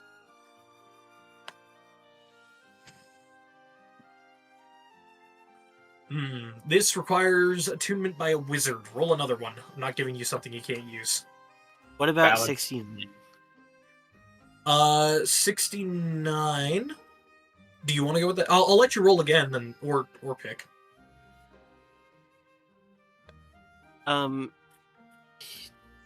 Or tell you what, I can jump over to armaments common. We could go with 26 on the common armaments or the implements table. I want to go with the Arcana, so let's just. Okay. What is 69? It's just a spell scroll. Okay, then I'm gonna re-roll. Yeah. We want something fun. I don't want something that's just a one-use thing for Rhodey. Ooh! That is kind of fun. Alright. You find a small orb that is inside of it, and this one actually comes with a picture as well. Oh, fun. I can ponder my orb.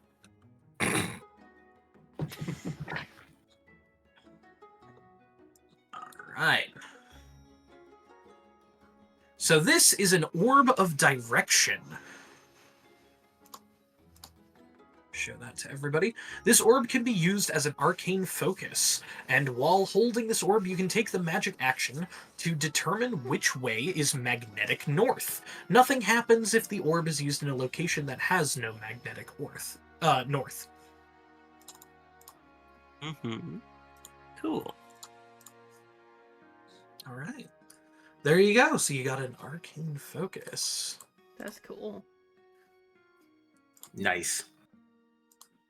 And because you're not an arcane caster, I'll say it works as a divine focus as well if you want to use it that way. Because it's more fun. Honestly, isn't one of the, what is it, the Amaranthe? The heavenly group of Yes, the Yeah. Amaranthine. the Amaranthine. Isn't there one that is like their thing is a compass, if I'm not mistaken? I believe there is. So it could just be like a focus of that. Sure. You can use it. It's fun. And finally, Badger. Yay.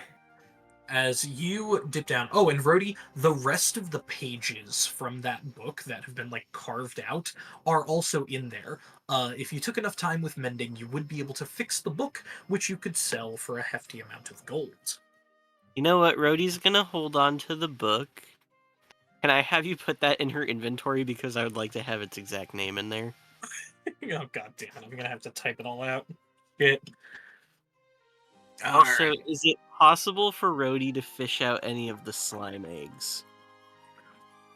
Yeah, totally. Do you want a sticky slime egg, a caustic slime egg, or a shifting slime egg? She's gonna take a shifting slime egg. Beautiful. Right.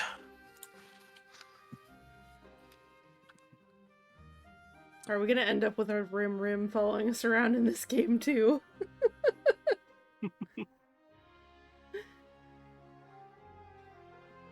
to She- explain to the other players, because only Kibby knows this. In our Waterdeep game, we have a pet slime named Rim that we found and adopted in the sewers.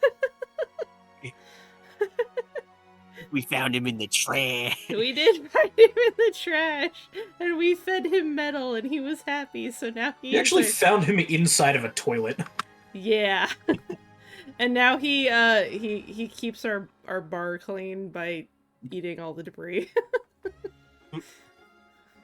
He just rolls around and kind of just eats all the dust and shit. Okay. The book is in your backpack. It is just labeled book, but the real name of it is written as its description. Mm-hmm. Okay. Okay. Give me 1 second to go check it. But Badger, go ahead and roll a percentile. 27. Oh, that's my birthday. The 27th Yeah, of Of what? July. oh nice. Cool. That's like one. Yeah, that's one day before one of my friend's birthdays. He's You're the 28th. also a Leo. I am a Leo. I am also a Leo. When's your birthday? August 4th. Me too. Ah, yeah. And Oh, Lil you Baby It's goddamn- August 9th. is the you're the 9th, right? Yep, Lil Baby? yep. Yep, August 9th. Yes. Yes, Oh, yes, the- yes. Wait, so do we have 3 Leos in chat? Yes. Yes. One Gemini. This explains so much. And a Virgo. And one Virgo. Ah, the Virgo I could have called.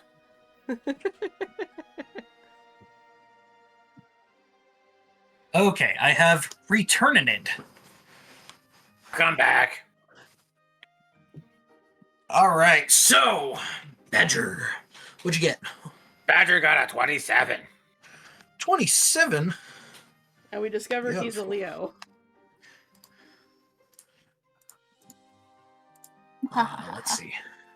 So, we already did the Arcana, we already did the Relic. So, do you want an armament or an implement? Implement. Okay, 27. What is implement? Like armament is armor and implement is weapon? An armament would be weapon or armor, whereas an implement is like utilization things like ropes and poles and pipes and orbs and Sure, we'll take Locks. an armament. an armament. Okay. Armament. Okay, 27.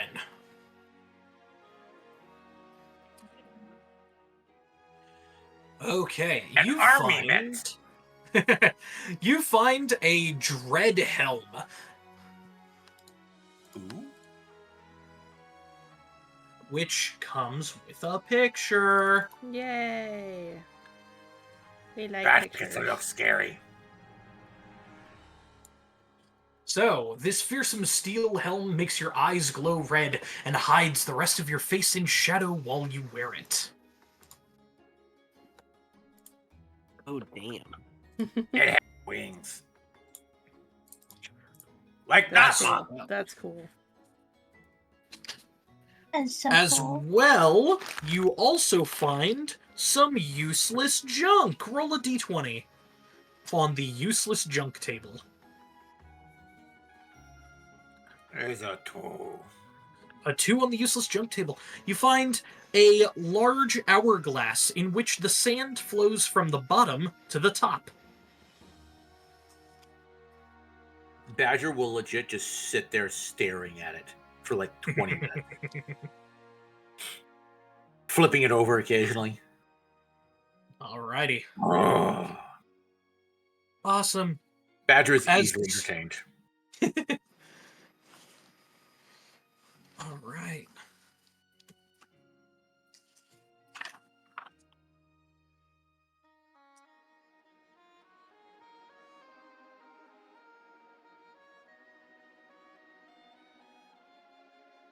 Just a common wondrous item?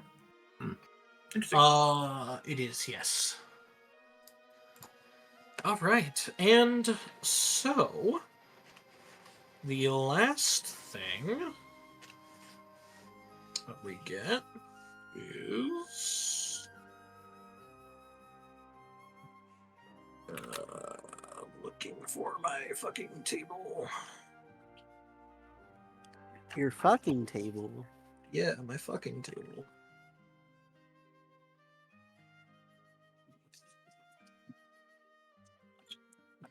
What page is it on?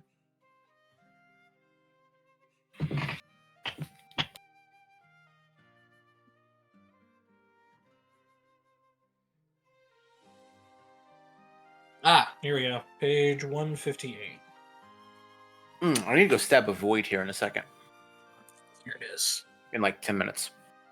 I thought I had this one marked. Why don't I have you marked?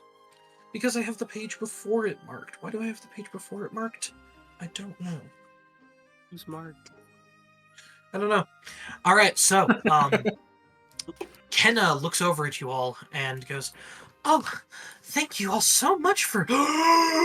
Is that an egg?" And she runs over to Rhodey. Brody's like, there's a pool of them over in that room right there. Oh my god, oh my god, oh my god, oh my god, oh my god, oh my god. Help! My bag is stuck. Badger's Ah, still messing with the hourglass as he walks over. His eyes never leave the hourglass as he walks over, Brody, grabs yeah, her with one Rhodey- arm. Ugh. Oh, so sorry. Could one of you go in there and retrieve an egg for me? Rhodey is going to mistakenly ask, which kind? Oh, a sticky slime egg. Their residue can be used to make so many wonderful things like waterproof clothing. It can make an amazing elastic type material. It can be used to make wonderful strings. And I would really hope to be able to raise one. Plus, they're just so cute and squishy. And where'd you go? Rhodey's gonna come back with a sticky. She's gonna come back with 2. She's taking one for herself as well. Okay. You can go ahead and add a sticky and a shifting slime egg to your inventory. Rhodey, the sticky slime egg weighs 10 pounds, and the shifting slime egg weighs 50 pounds. Jesus. He's still distracted by the hourglass, so he just hears eggs and just absentmindedly, it's like, over easy, thanks. Oh, maybe an omelet. Oh, and thank you all so much for helping me collect the residue. Here, to anyone who hands over the residue, I would love to give you a potion. I've been practicing my alchemy recently.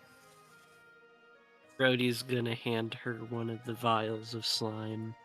Okay, go ahead and little baby. roll. Rhodey, roll a d4 for me. Raw. 3.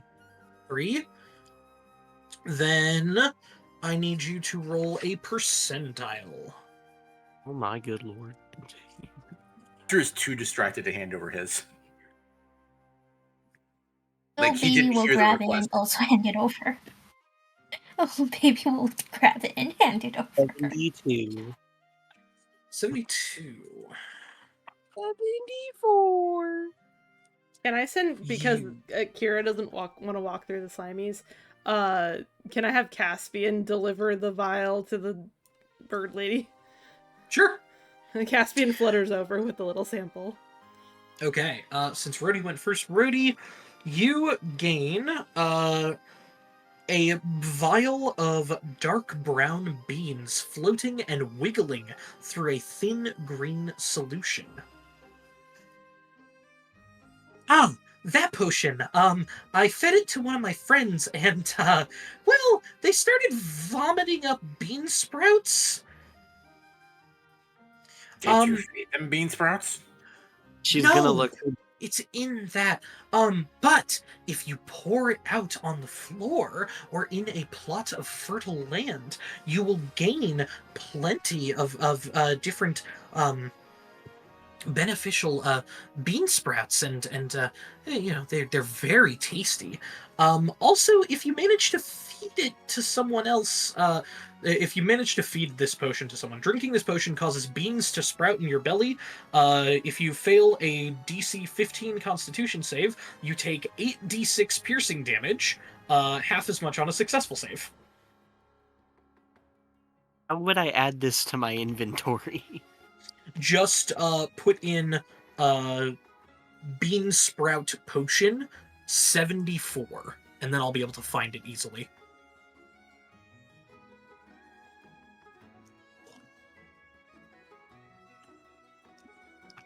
Okay. All right. I heard little baby hands it over next. So little baby, go ahead and Little roll baby me. also took mine. Yeah. So little baby for Was your it own. 1d4? For your own, roll a 1d4, and then a Okay. percentile. Okay. Okay.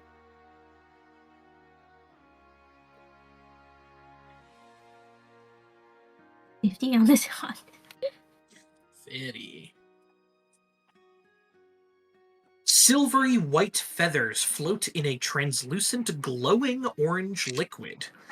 When you drink this, you gain a flying speed of 40 feet for 1d4 hours. When the effect ends, you descend slowly, as if under the effects of the feather falling spell. So you can say you can add a potion of flight to your inventory. Okay. Little baby gets a potion of flight, and Rhodey gets a bean sprout potion. Do you want to exchange your bean sprout potion for a different one? I'm gonna keep it because it's gonna be something weird and fun for later. It's just really funny that that's like the duality of it. I think it's going to be amazing when you force feed that to a bandit and they explode. Is All it the right. same as potion flying? Not technically, but you can add that, and we know it's similar enough. Okay. All right. Badger, roll a d4, even though I know that little baby is handing it over for you. Badger already did. It was a 1. It was 1, then roll a percentile. 27. 27. Again? Again. Yeah. Oh my god. A smoky green miniature snake swims through a dark gray liquid. By drinking this, you become immune to poison damage and the poisoned condition for 1d4 hours. Nice. So you can write potion of poison immunity, 1d4 hour, or 1d4h. Cool. All right, and then Eshkira, roll a d4 and then roll a percentile. 4 and then 18. 4 and 18. As Caspian flies back to you, he delivers a bottle with violet flames that rise from a clear liquid that only fills about half of the dark glass container. Simply inhaling the fumes of this potion causes 4d6 acid damage. Contact with the liquid forces a DC 18 Constitution saving throw to avoid 10d4 acid damage. That's pretty cool.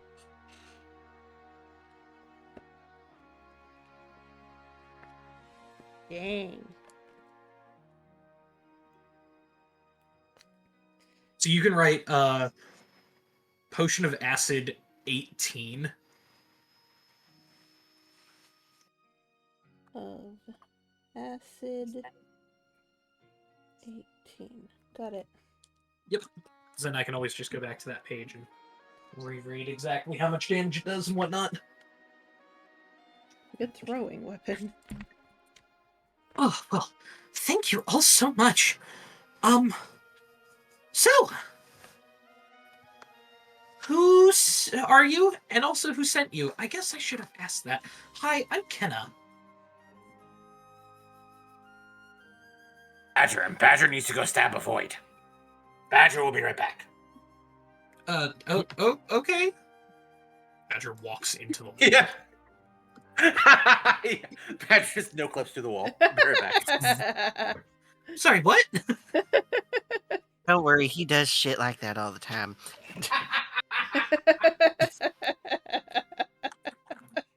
Anyways, we were sent by your boss to come find you. He said that you had run off into the swamplands and hadn't been back for about a week, so he was getting kind of worried and wanted us to come and make sure that you were still alive, which thankfully you were. I thought it was only a day. Kira yells from across the I don't know. No, it was a day past the required time. Gotcha. Mm-hmm. Moral of the story, you were gone too long. He was worried. We happened to volunteer to come get you. Oh, well, thank you so much. Yeah, it was a bit rough there. I didn't know what would kill me first, the slime or the dehydration. But luckily, there was a lot of moisture buildup on the walls. You wouldn't happen to have any food? I haven't eaten in, I guess, a week. Rhodey is going to produce a small satchel with cornbread. Oh my, is this cornbread?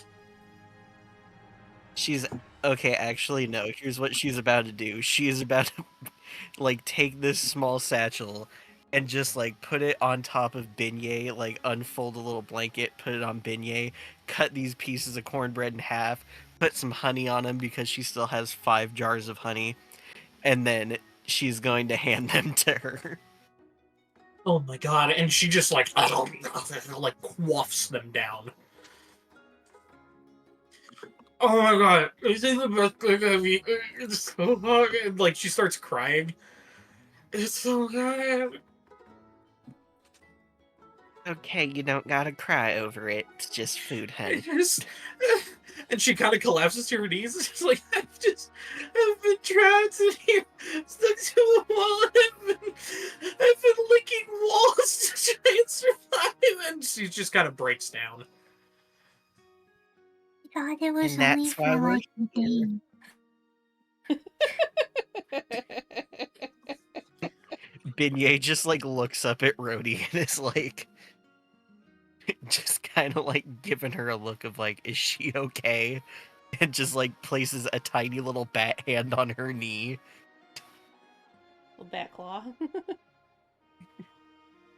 Love Beignet. The best emotional support bat there is. It looks like it doesn't give an exact amount of time. It just says days. So I'd say it's like just before a week. Mm-hmm. Still a long ass time. Yeah, definitely a few days without food and water. At least like 5 or 6 days. Mm.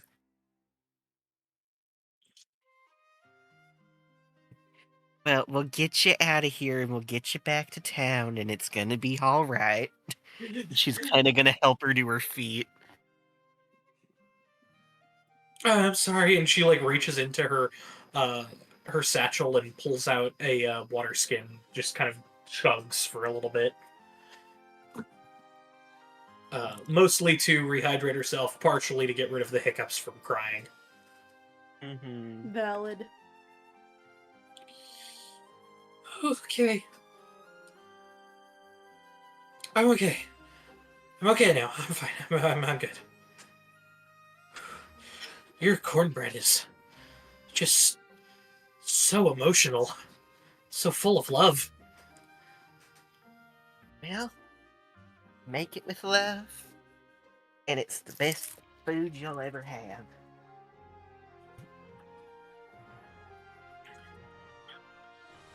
Mm-hmm.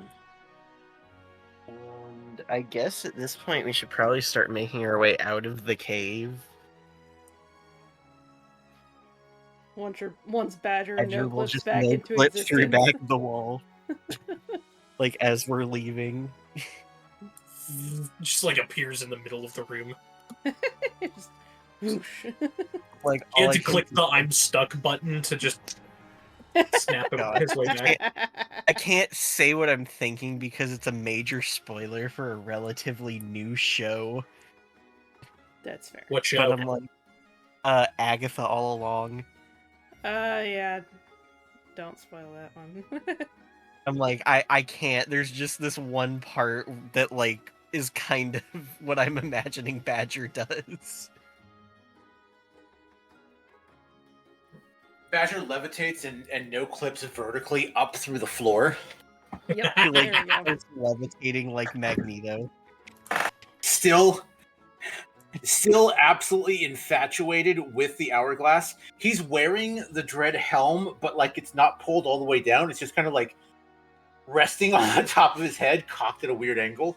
And Like he's just angled backwards. he's just like fascinated with the hourglass, just flipping it over and over and over again. This hourglass has consumed his life. He's like, I cannot look away. Yeah. I'm glad he He's found like, a new obsession. Screw that. Brody's just gonna like wave a little piece of cornbread in front of his nose. Ooh. Cornbread versus hourglass. Which will win? We shall see, shall we? Hold on. Evens, hourglass, odds, cornbread. The hourglass wins. Uh-oh. The hourglass has its hooks deep in Badger. I think someone's gonna have to hold his hand to get him out of here.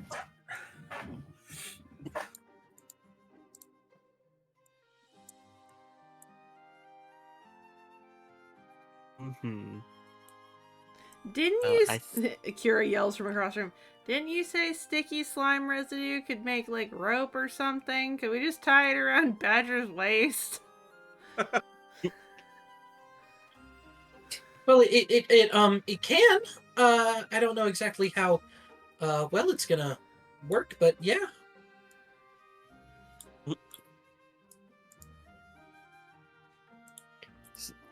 Okay, I guess Rhodey's just gonna like pick up some sticky slime, put one end of it on her hand, and put the other end of it on like Badger, and it's gonna be like one of those child leashes. Well, it doesn't really work like that. Well, you kind of need to like thin it out and lay it down in the sun, and then chop it into several pieces, and then kind of like intertwine them together, like in a loom. Rhodey's just got like one end of it stuck to Badger and the other end stuck to her hand and is like pulling on it, and she's like, It doesn't really add any resistance or anything. It just kind of gloops apart, like pulling stretchy cheese. It doesn't like lift the thing up with it. Does anyone have? I'm sure rope? Badger should have rope in his bag. I have an explorer's pack, so yes, I have 50 feet of hempen rope.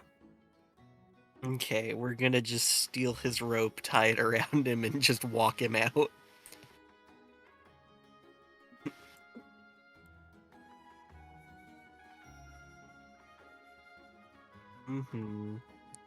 So let's start moving. Yay. Martin just, again, no clips through the wall. Badger failed his whiz save versus Hourglass. How does one keep their familiar, like, attached to their player model? Put it over Rhodey and then click and drag across Rhodey and Beignet? yeah, and Beignet. Yeah, you just do like a drag select to select multiple objects. Yeah.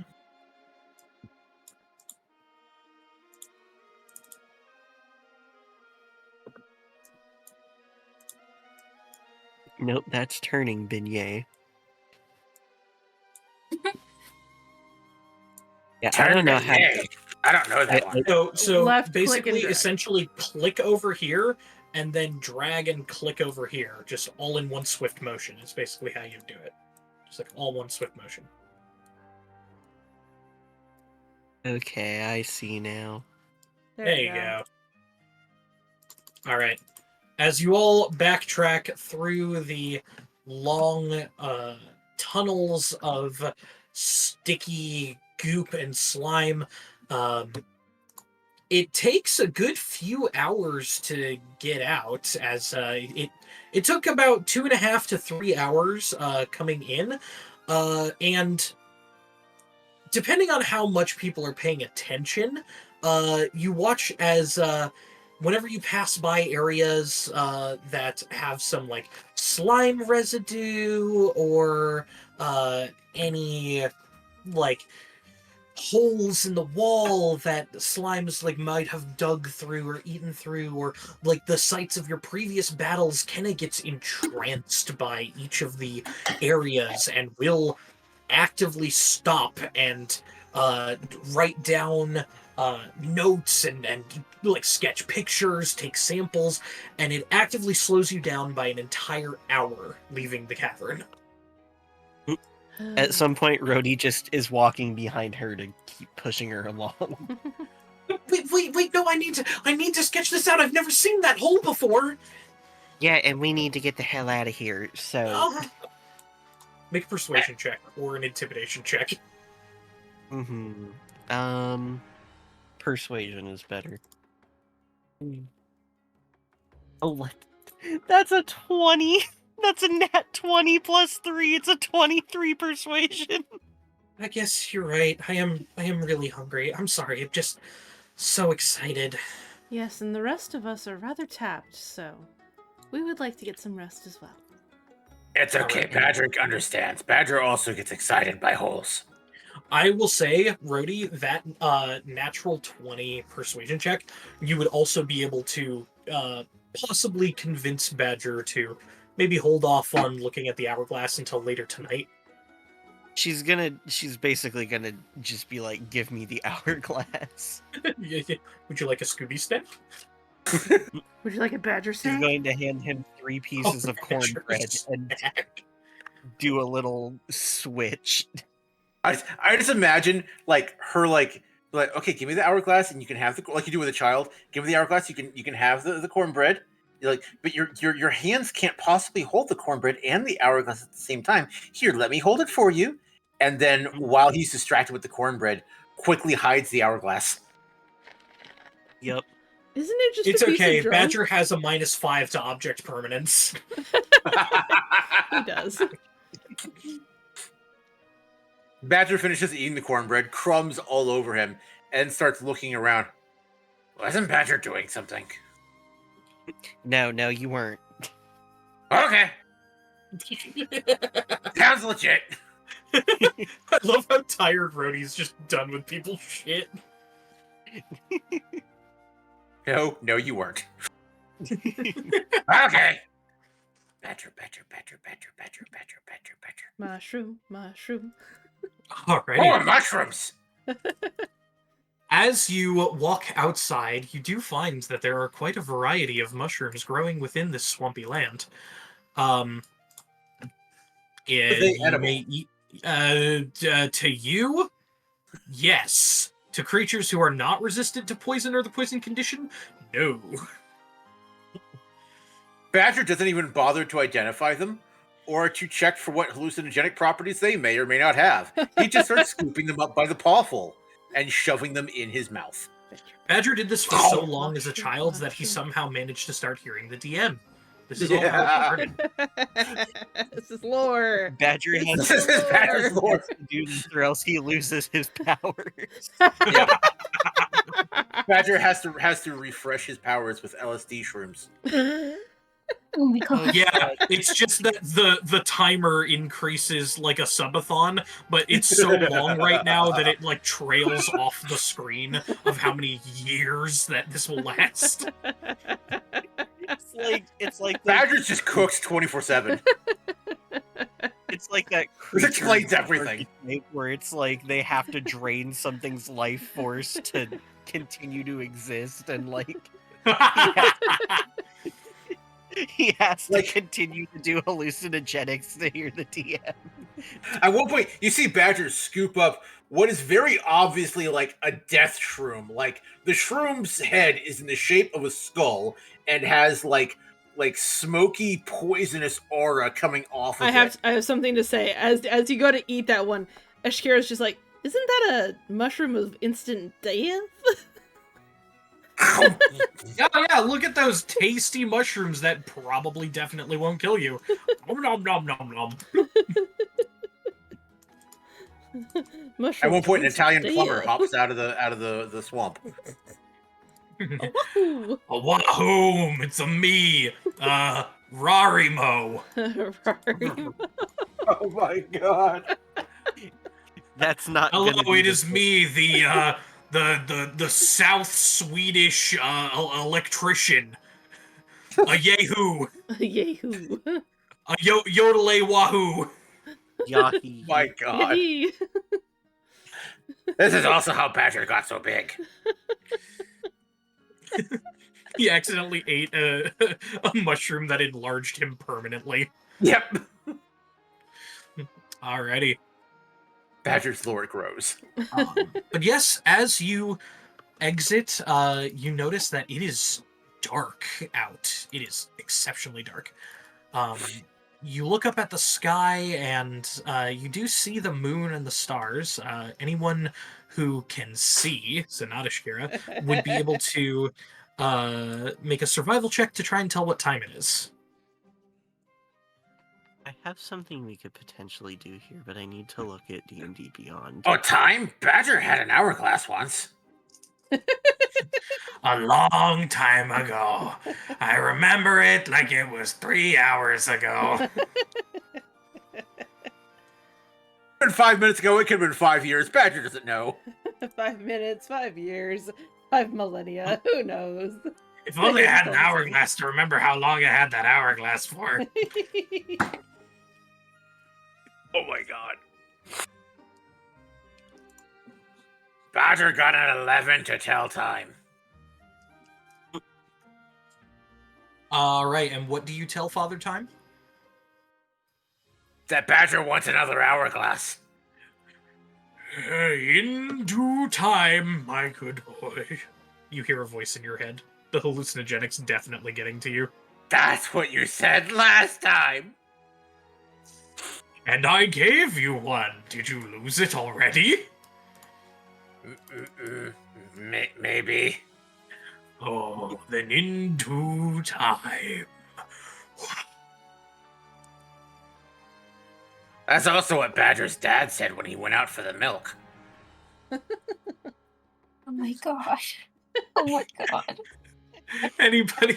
Oh my god. Brody's gonna make a survival check. Beautiful, thank you. Oh my god. Good. Kira's just She looking got- at Badger with concern. She got an 18. That's the 18. natural state of things. Rhodey, you look up at the sky and see the stars, see the position of the moon. You look and wait for just like a little minute just to watch things move. It's probably, and it's a very good estimation for you. It's probably around midnight. Mm-hmm. And walking back in the dark would certainly spell trouble and possibly even doom. Okay, Doom. so we're gonna set up. I have a question, and Mhm.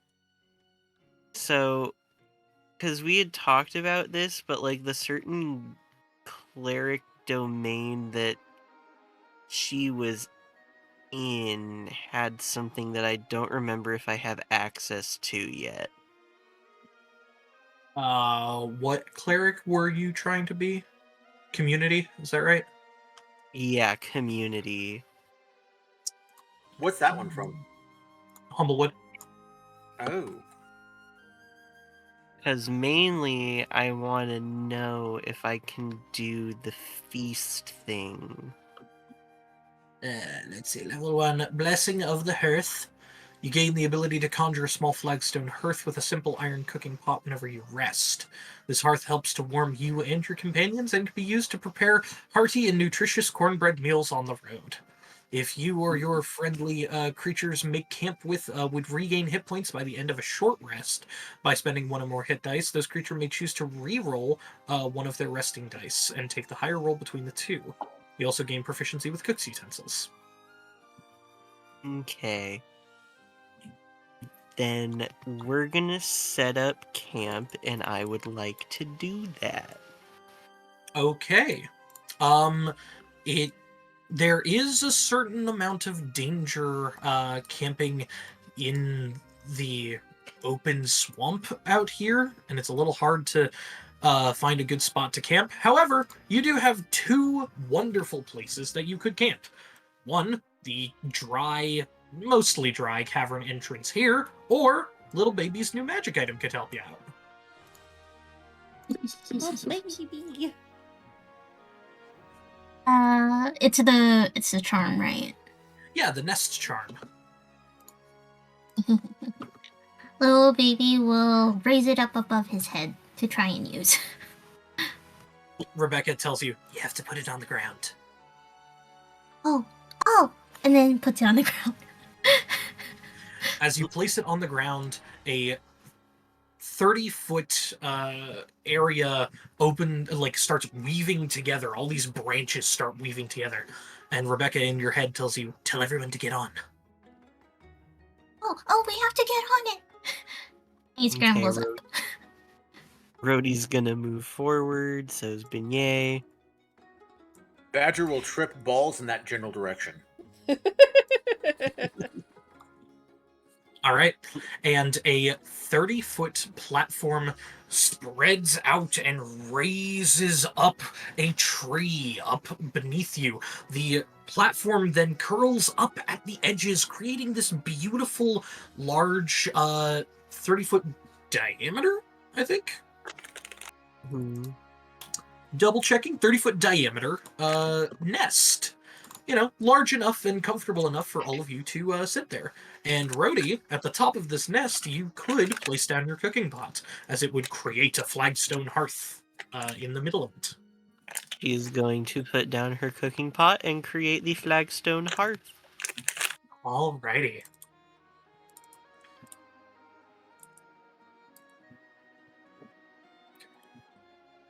Beautiful. As you all begin your long rest, Rhodey, what are you cooking for everybody? Rhodey is making a stew.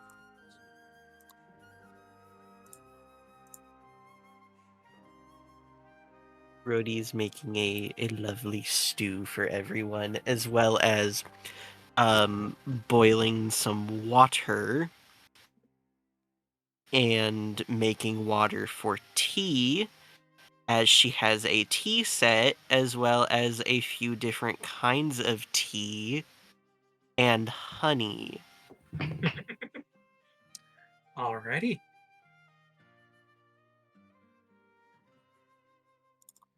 Now, I do have to ask, little baby, there is fire. That is, right in front of you. You would be able to bathe your slime, your shifting slime core in fire if you wanted to enchant a weapon with fire capabilities, or to enchant armor with fire-resistant capabilities.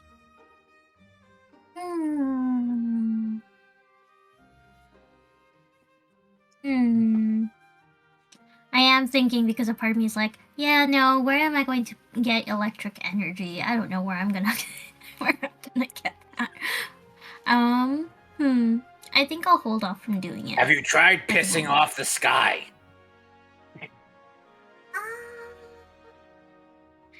Little baby thinks so, You, but he hopes Cloud, so. Probably you still. ain't shit. Oh my god. Badger suddenly gets struck by lightning. Please. Badger's like, here, give it here. Badger, could you please Intimidating this guy? intimidation, religion, your choice. Intimidation. I would like to put to pull down the dread helm. I don't know if it'll give me advantage on the intimidation, but Against the sky? Fuck yeah, it will. yes. 2d20, keep highest 1 plus 4. Let's go. Really? That's it. Badger rolled an 11. Also, give me 1 second.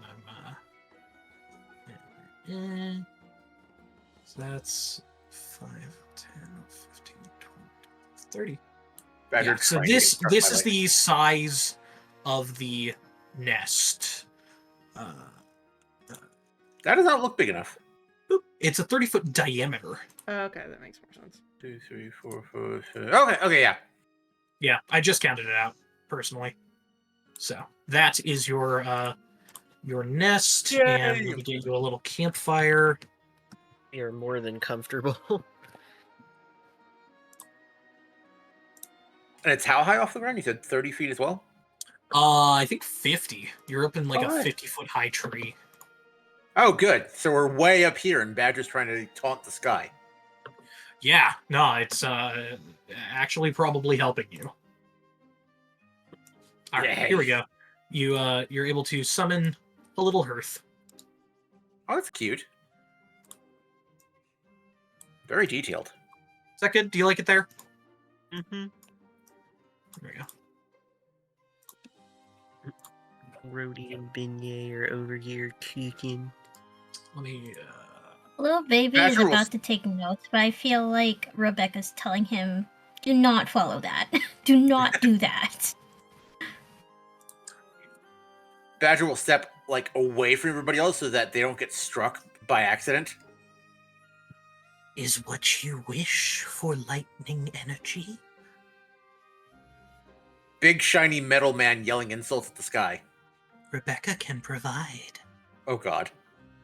Oh god. Is that what you wish? Badger's in danger. Wish. Is anyone gonna get hurt from this? No. Oh, I think it'd be fun. Wouldn't it be fun to match my witch bolt? Absolutely. Just reach into that bird folk's bag. Pull out the glowing blue liquid.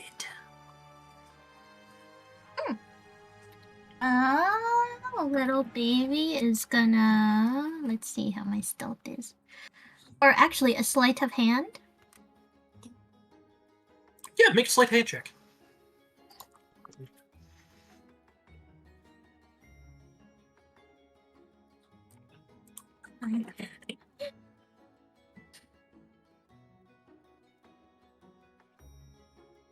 I don't know how well a 9 does. A 9.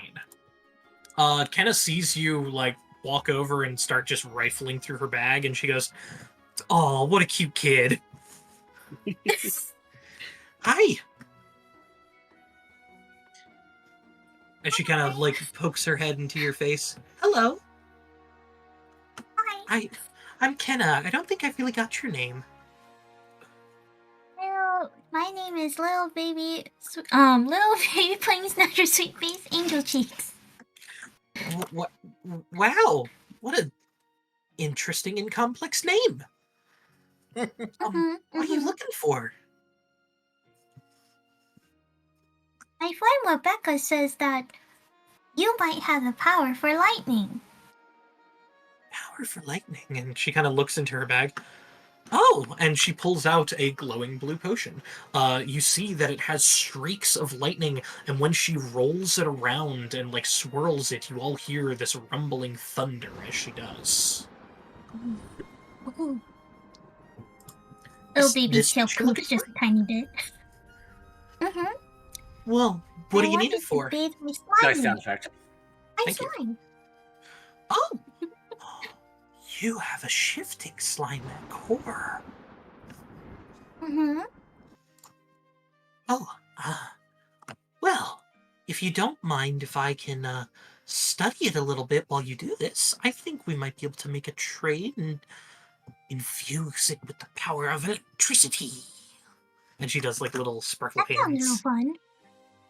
All right. Little Baby's nodding his head. Well then, Yeah. she pulls out a large bowl, and as she does, she then uncorks the bottle and just get this little, and immediately as she pours it, you hear the thunder roll. All right, go ahead and put it in there. Little Baby puts the core in the bowl. All right, and Ish. you are. I was gonna say, Ashkira's just kind of watching this, like, through Caspian's eyes. Like, she's just, like, resting against the side of the nest and just watching. Like, how's this gonna go? Yeah. Also, Ashkira, without Caspian's eyes, if you look over the edge, you can't sense the ground. You are just in this isolated bubble up Yeah, top. I think she's holding onto the edge of the nest because she's like, there's a wall here. I can hold on to the wall. Wall is good. That's got to be disconcerting. Yeah, a little bit. I feel like Kira realistically probably is not over fond of heights, just based on the fact that she cannot see the ground, and it's just like, there's a wall, I'm in a tree, I'm okay. I have Caspian I can see through. Badger is still I'm yelling okay. at the sky. Oh yeah, Badger, as you're yelling at the sky, you do hear the sky answer in kind with the rumble of thunder.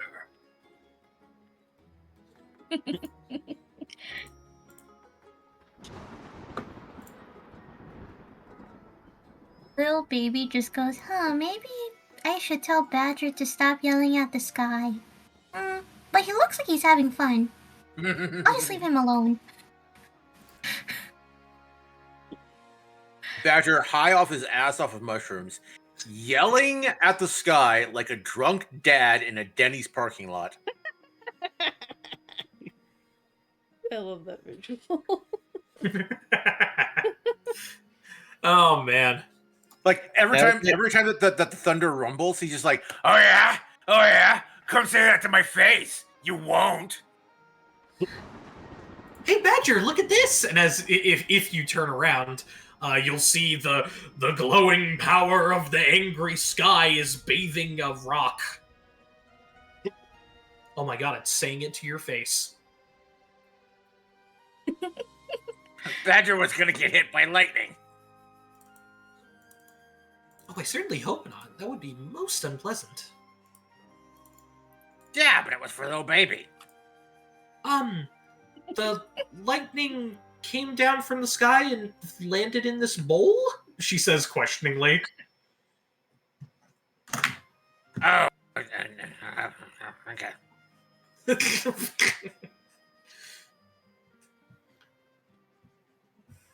All right, little baby, your slime core is now infused with the power of lightning.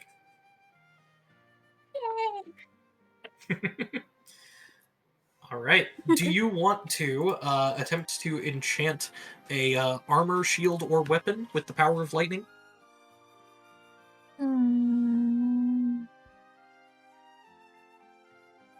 What do I even have? Let me double check. Because other than, let's see, It has to be yours. It could be someone else's too. I do have a dagger and a sickle. I don't think it makes sense to do anything with a book. Yeah, I could probably make my dagger with lightning. All right. Just Go ahead and imagine just... little baby throwing a book at someone and it just does lightning damage to them. Their face. You know what? I'll allow it. If you want to enchant your book with lightning, I will let you hit your book against people. You'll make a charisma attack roll, and it'll deal 1d6 plus your charisma of lightning damage. Someone says that the book that little baby's reading is really bad, and it's like, say that to my face. Just slaps them with a book. I mean, it also is secretly Rebecca's, like, little book anyway. So, yeah, I think it would be fine. Okay. I mean, Little if I baby. can't infuse Rebecca with it, I'll infuse the book of Rebecca for it. Okay.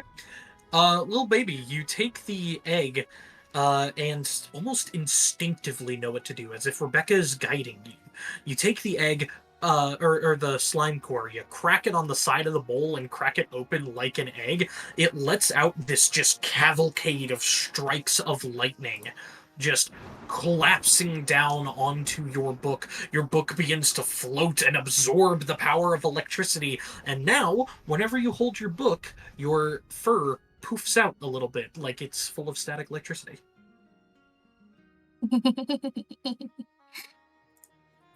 He just is giggling because it tickles. His little gremlin laugh. Well, that was interesting. I thought that would go on armor, maybe a sword or something. A book. Wow. Awesome.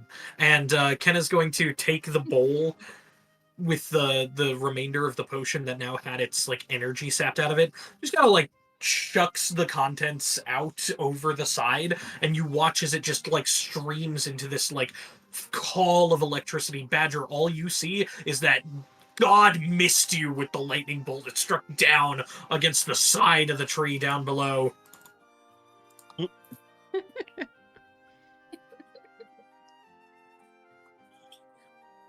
All right. Rhodey, you are cooking, if I'm not mistaken. Mm-hmm.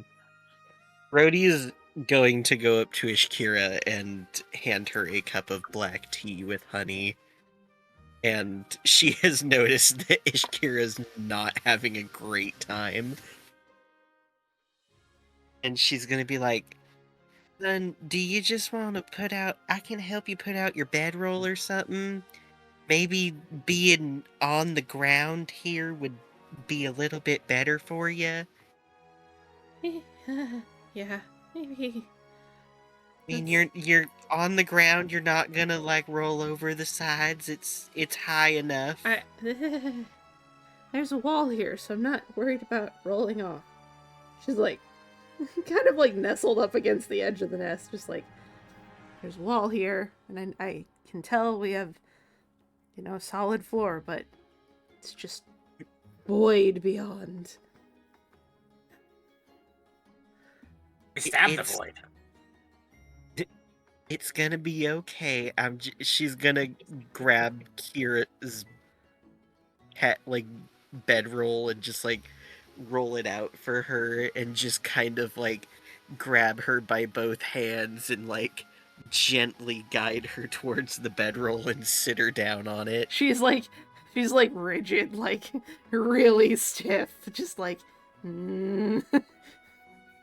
He's like, it's okay, I'm just gonna put you on your bedroll and give you some tea, and I'll be by in a minute with some soup.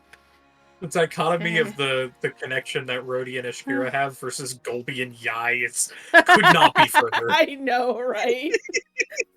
Golby and Yai are like Oh, you're at each freaking other's out? throats. Yeah, suffer, bitch. Suffer, versus, bitch. oh, let me help you. I'm so you'll feel all better. Amazing. Colby's like, oh hey, you're still fighting that monster over there? Bitch, I already beat mine. Gives her fucking bardic inspiration. Get good I scrub. was gonna Responds say- with a finger while she's like, her freaking ward's just taking all these hits, and it's like, yeah, well, I didn't take any damage, bitch. And then there's also the fact that like Golby still brings up things that happened sessions ago. Right. Takes sometimes. There are things he'll never let her live down. She doesn't really care. At a certain point, she will stop caring. But Rhodey is just gonna gently guide Ishkira down onto her bed pack and also motion fuck, I can never remember the dog's name. Martin. Martin. I always want to say Marcus. She's gonna motion Martin to like come over and like lay with her on. Can we The bedroll. temporarily change Martin's token to a picture of Martin Freeman flipping people off? Because that's the I don't inspiration. have that. I do not have that. Because that's the inspiration for his character. That's why his name is Martin. If you want to make a token of Martin Freeman flipping people off and send it to me, I will upload it and replace it. I'm already Googling it. The question In the is, meantime, which one? yes. In the meantime, Martin You want the single bird or the double bird? Double bird. Martin double bird. leans down next to Ishkira and Beignet is also going to fly over and be near her to provide some warmth and grounding. That one?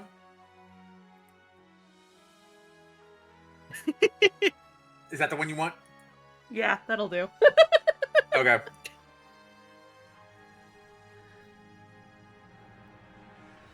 I'm gonna put Beignet over Martin for now. And just kind of like surround Ishkira with some comfort.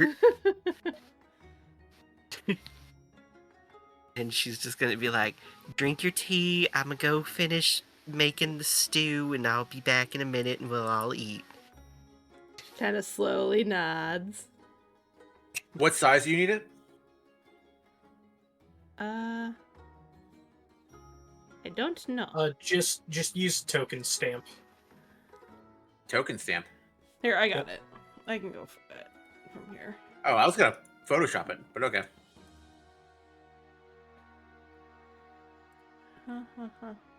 It's just the reason I use token stamp for everything is just because it like keeps everything consistent, and I don't know what sizes I would need things from Photoshop or anything. So ads, Badger, how dare your stream give me ads? How dare. There.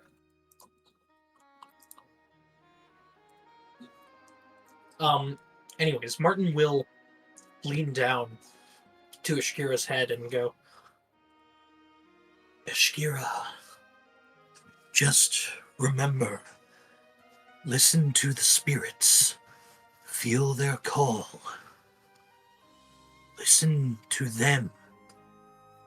There is not a void, there is bustling life just beyond the veil. Call to them, see what they see, feel what they feel, smell what they smell, taste what they taste. And everything the light touches is yours. Stop having an existential crisis. It's making me worried. Okay. She drinks her tea.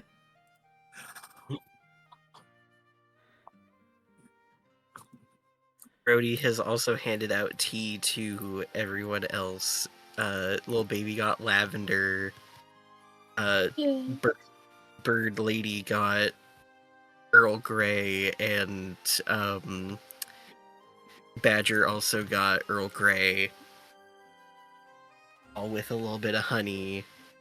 She's back cooking finishing up her stew, getting it in bowls for everybody. Then after a couple of minutes, she's gonna kind of get everyone in a circle and get everybody their stew and sit down to eat with everybody. Alright, token has been thrown in Discord. Okay. Well, then I have a question for everybody. Mm-hmm. Would you like A, to pull from the ultimate RPG campfire card deck to spark a conversation for your characters, or would you all like to have interesting dreams tonight, and I can go through dream sequences? Ooh, I kind of like dreams. I kind of like the dream sequence too. I want to do dreams. Let's do dreams. Beautiful. All right. Badger can dream of hourglasses. If I could save time in a bottle.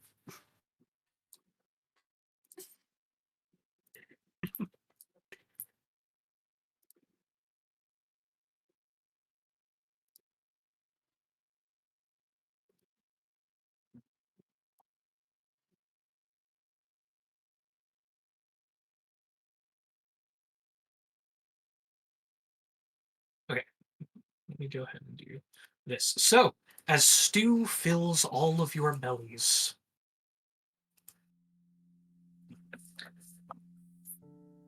and you all begin to sleep for the night, the calm breeze blows forth, being this high above the swamp, not really smelling the odd complexities and grossness of the nearby, instead getting a bit of a strong wind that blows in from the south, the salty sea breeze that blows northward, losing most of its salt, but still carrying that air of freshness and wonderment of the world around you.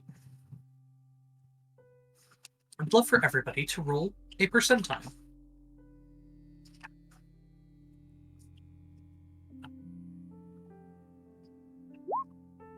Damn! 20.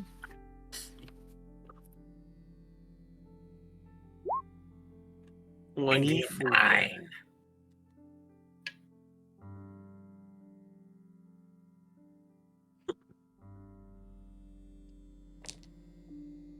Okay. You're a little baby and Rhodey were 16, 20, and 24. Hmm. All right.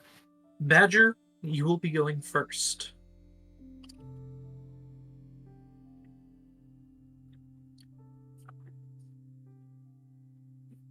So, since you rolled the same number on both, yours is automatically going to be the number 9.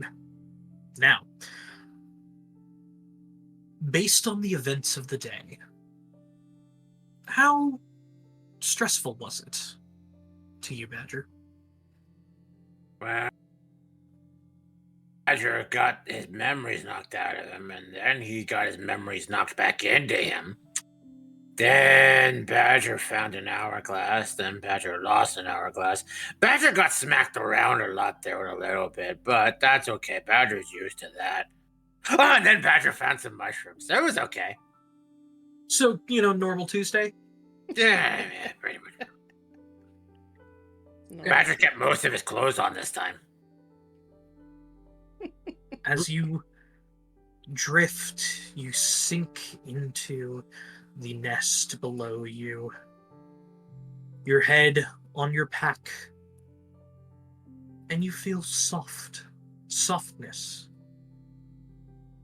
heavy perfume, and wafting incense assail your senses. As the lights come up in a room full of plush red velvet and silk, The love of your life, the object of your undying affection, is in the room with you. You sink back into unconsciousness with the certain knowledge that it's going to be a pleasant evening. What do you see? The hourglass. It's so shiny.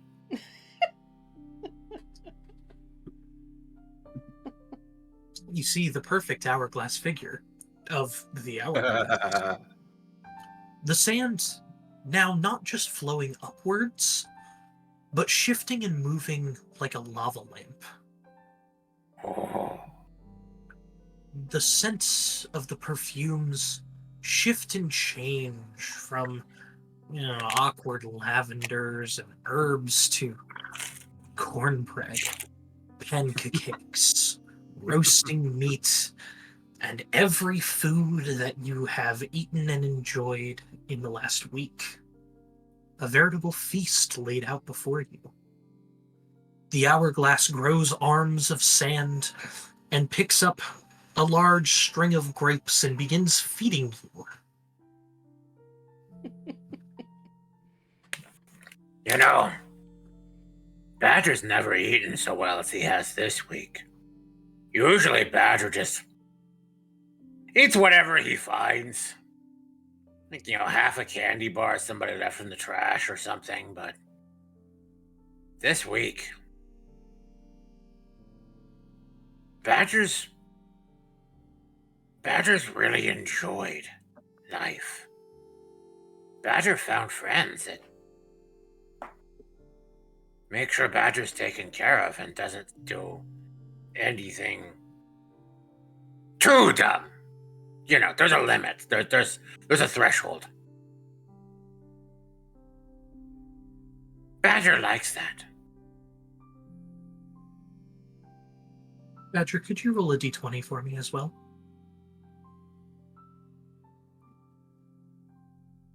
6.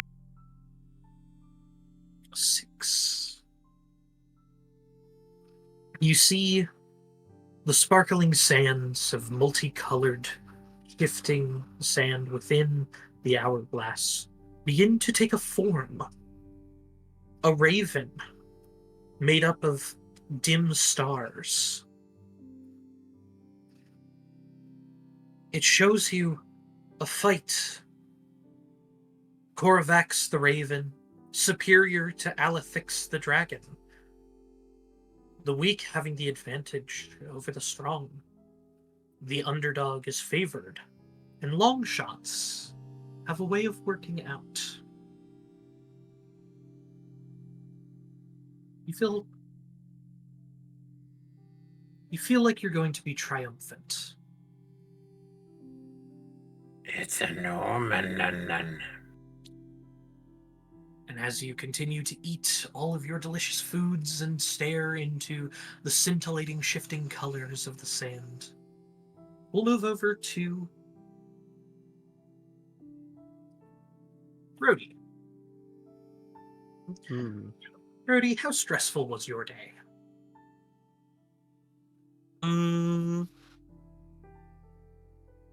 Say that her day was relatively stressful in just the fact of going through all of the fights and things and trying to make sure that everyone was okay and tended to and cared for. And, she took a lot. I mean, in certain instances, she was helping out to de-stress other people, like Ishkira and the researcher, so I'd say she's had a pretty long day. Okay, then could I have you roll a wisdom saving throw? Oh boy.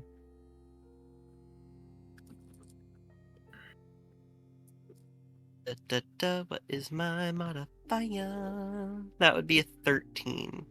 13. Now pick 2 or 4 since you rolled a 24. 4. 4. You become conscious to the fact that you are strapped to a cold metal table stripped of all your equipment. Groggily taking in your surroundings, you find that your eyes are also forced open by a clawed-like device that pinches the skin. At the extreme of your periphery, a small, shadowy hand, followed by another, grips the table. A small humanoid pulls themselves up onto the table. It is made of living shadow, with horrible, wide, burning white eyes. The creature is joined by another, and another, and another, until there are a dozen of them surrounding you. In unison, they all begin wickedly taking out long needles and knitting. You are released from your cuffs, and the dream begins to shift, the stress falling away, as all the little creatures turn into little babies, each one of them knitting alongside you, a long scarf to be wrapped around you. And as it wraps around you, you feel warm, more powerful. The scarf wraps you more and more and more. It covers your eyes. You see darkness, and when you open your eyes, you realize with some powerful shock that you are a massive and powerful dire wolf.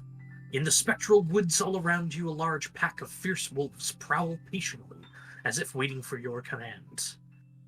You howl, and the hunt is on. The dump of adrenaline, the rush of wind, and the tug of the scent of your prey is intoxicating. Running beneath the shrouded moon is the most free you've ever felt. Could I have you roll a d20?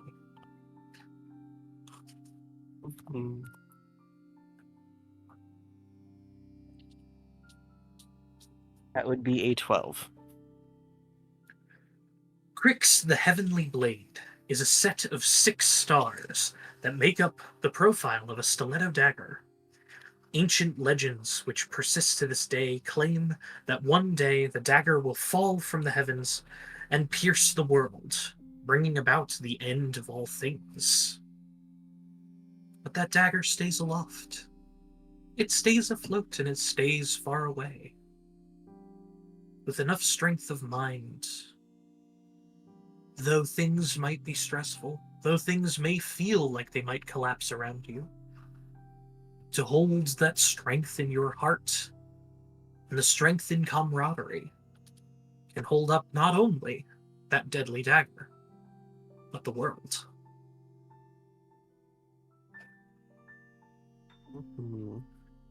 What do you do as we fade out of your dream, being the dire wolf that you are?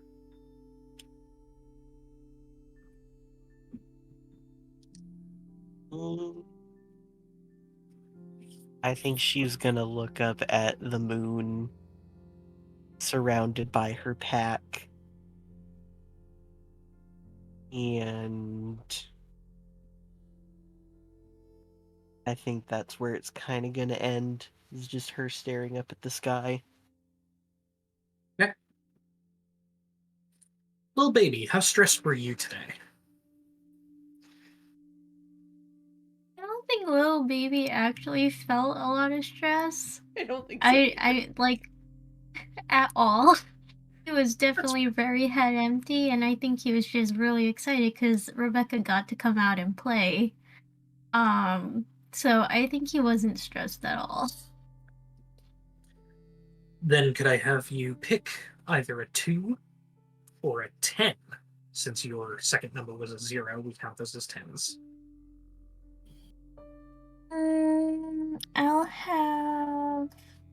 I'll see what 10 is. Okay. As you open up your eyes, you're in waking conversation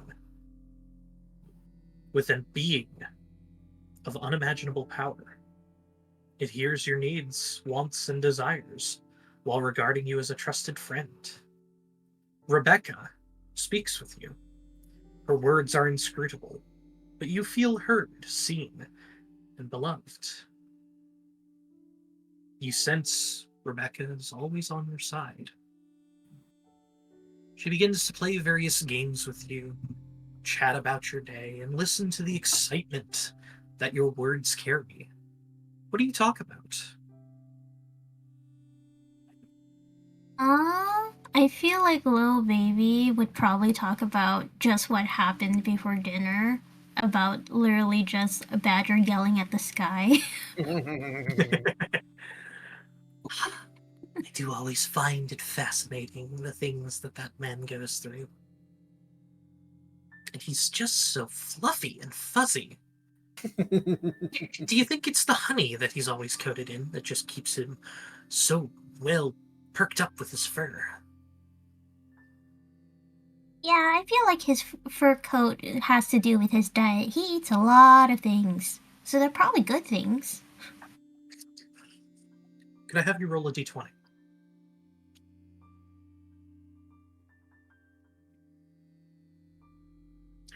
As it goes on, oh, that's so fitting. That's so fucking fitting. That's amazing. As it goes on, Rebecca tells you, "Oh, uh, sorry to cut through our conversation, but I wanted to thank you for powering up Arrow, the Book of Divine Knowledge. It is a prominence. It will have a notable effect on divination, allowing you to see things that you wouldn't be able to see before."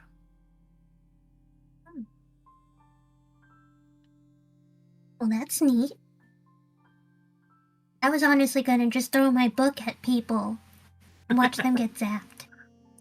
I think that'll be pretty funny too. But if you ever have any questions of dire need, open the book to a random page, place your finger down, and you'll find what you need. I might be able to only help you once per day, but trust that it'll be right. Hmm. Do you want to play another game of tic-tac-toe? Yeah. And she draws up another board, carving it into the sandy ground beneath you. In this large sandbox play pen, large toys sitting around as the camera zooms out further and further to see you're floating inside of this little castle in the middle of a starry void. And finally, Shakira. Mm-hmm. How stressed were you today? Considering I'm pretty sure she almost died at least once. And she is now in a tree and was having like a conniption because, you know, being surrounded by nothingness and not having her feet on the ground would be very unnerving. Even, you know, very stressful, kind of petering out a little bit once Martin kind of like started talking her down and, you know, Rhodey gave her tea and kind of between everyone's little bit of like aftercare of just like, you're okay. It's just like, okay. Pretty stressed, but was calming down by the end. Could I have you pick a 1 or a 6 due to you rolling a 16? 6. Okay.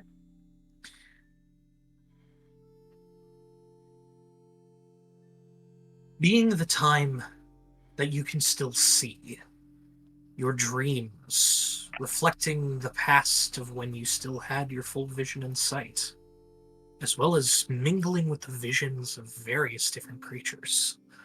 A sudden jolt causes the scene around you to materialize and solidify.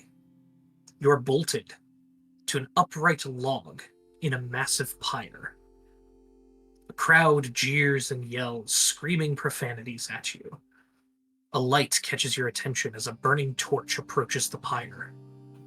You look on in horror as a perfect replica of you enters your field of vision and drops the torch on the pyre. Your screams as the wood ignites are drowned out by the laughter of your double. Until you close your eyes and you hear the voice of Martin. Breathe. Just breathe. This isn't real.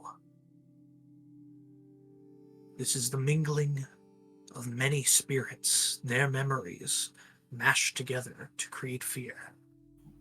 Calm yourself. Focus on the pleasant. Breathe. And as you do, the fire dims down.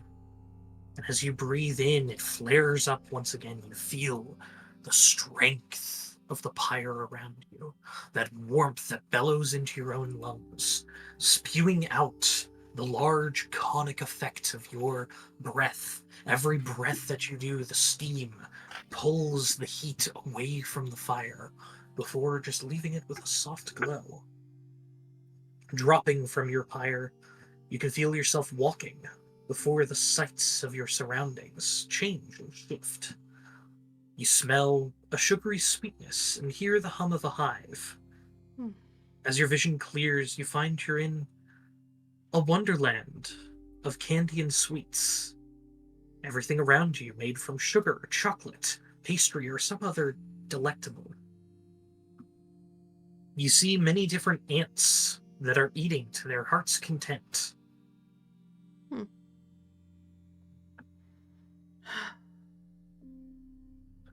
This might be a bit of an exaggeration, Perhaps. but it is what they see.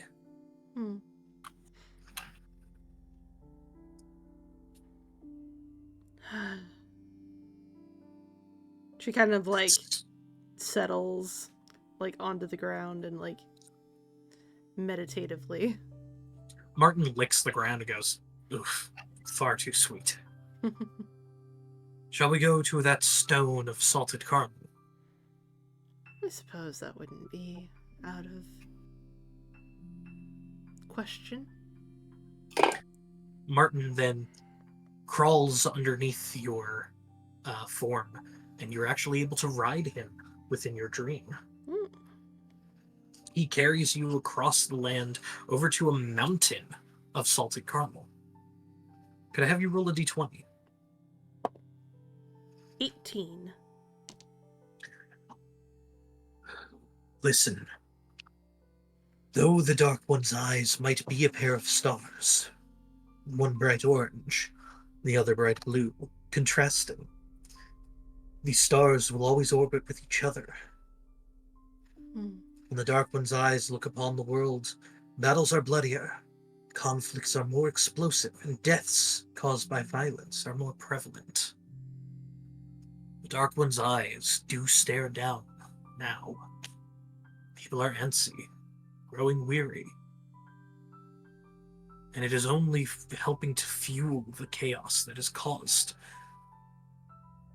by those strange fires to the north, the Scorched Grove. Yes. The spirits there are very unsettled. I should know. She kind of like gives him a pat on the neck. Just remember, a great fire awaits those who make rash decisions. Steady yourself, and you can help to steady others. And he licks the floor. A much better balance. Come, consume this candy land of ours with me. She kind of No knocks, chocolate. I'm allergic. knocks a chunk off and kind of nibbles on it. And her, how does a actually? I'm like, how does a crocodile nibble? She doesn't nibble. She just kind of does that that crocodiles do. Snaps. Snaps it up. Yep, snaps it up.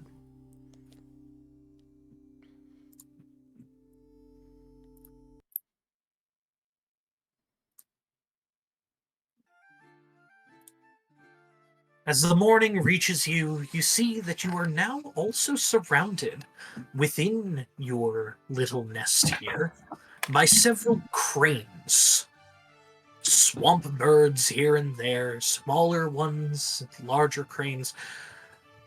Even a flamingo seems to be here, nesting and seeming to find a little bit of safety up within That your seems perch. improbable.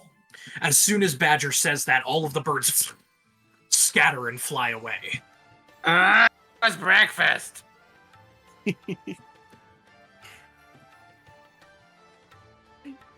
All I can imagine is the clip of like, that's what Torbeck sounds like.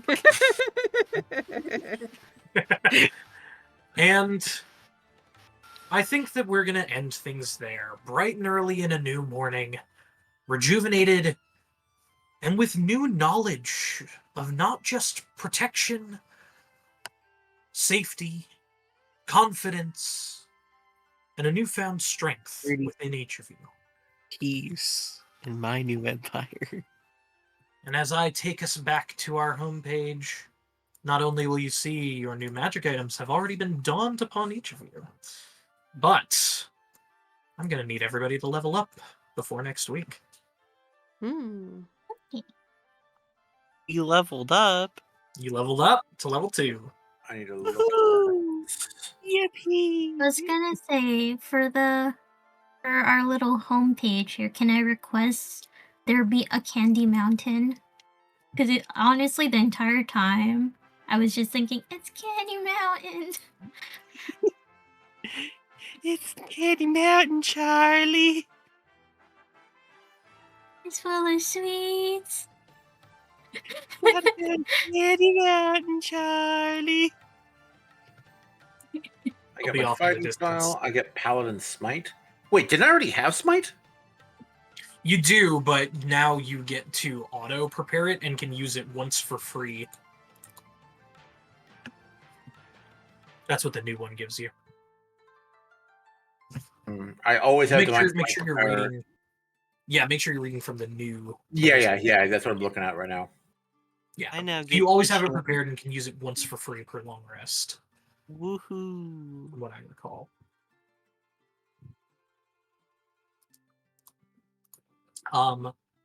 Before we head out, let me go ahead. Oh, excuse me. Let me go ahead and pull up some stressful music. Oh no. Could I have everybody roll for hit points? Ah, yes. We'll go on the homepage left to right. I have a Badger, 8. roll a d10. 7. All right. Plus your Constitution modifier, add that to your hit points. That gives me a 9. I have 21 hit points. Oof. Tasty. Rhodey, could I have you roll a d8? Working on it. A 3. A 3. So, in this game, what we're going to do is if you roll below the average, I'm just going to set you to the average. So you get 5. Plus your Ooh. Constitution modifier. But for you, since you were tracking on D&D Beyond, just add 5 to your rolled hit point number, and it should automatically add your Constitution modifier. Okay. Meaning your new max should be 19.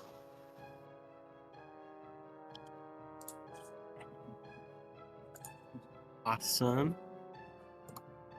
All right, little baby, can I have you roll a d8?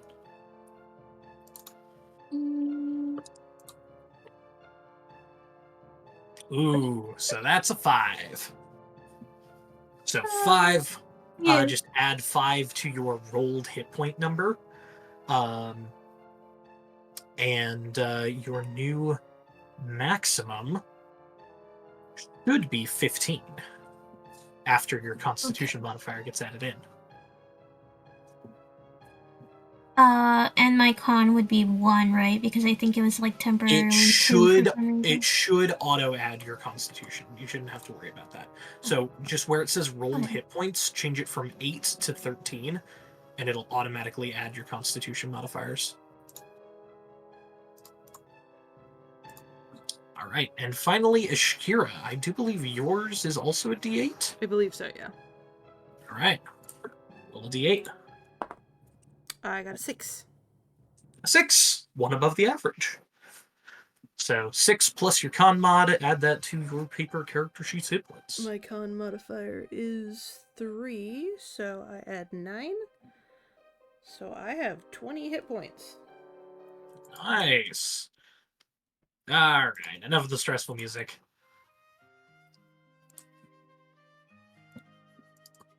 Oh, sick. I got another spell, too. I took great weapon fighting for my fighting style. Beautiful. I Amazing now choice. have cure wounds. Because Badger is all about hitting the heavy the heavy thumps. Nice. And I need to pick. The temporary hit spell. points go away, right? After a long rest? Yes. And do we also lose the effect of the items that we get temporary hit points from? The effects of the items now go from giving you 4 temporary hit points when you use them to 1 temporary hit point as a bonus action, once per long rest. Okay. So they're still useful until level 3, then you gotta trash them. Or keep them for sentimental value. Alright. You should, Rhodey, you also get an ability called Channel Divinity. You can use Divine Spark or Turn Undead. Woohoo! Divine Spark, you use a magic action, and point your holy symbol at another creature within 30 feet of you.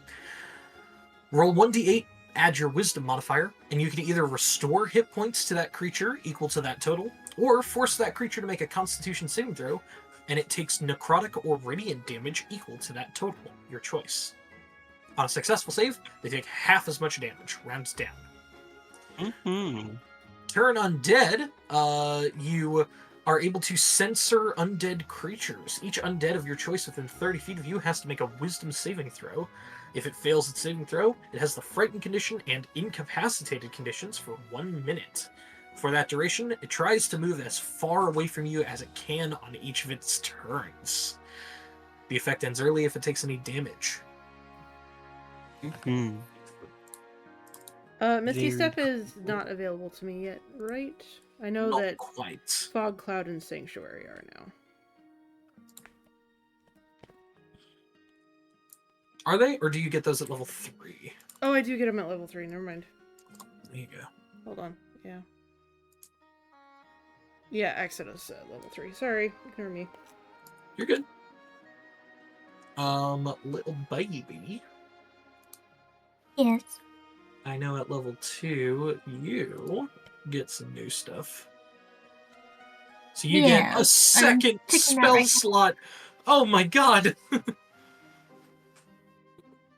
Second spell slot, a new prepared spell. Do I get a new spell slot? More invocations. Yes, you do get Good. another spell slot, Ashkira. Cool. I got one, too. I Yeah. will add that, and I will mark another day for recharging on my scroll of sleepiness. Yeah, there you go. So let's see.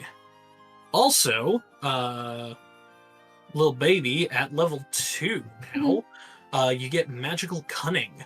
You can perform an esoteric rite for 1 minute. At the end of it, you regain expended pact magic spell slots, but no more than a number equal to half your maximum, rounded up.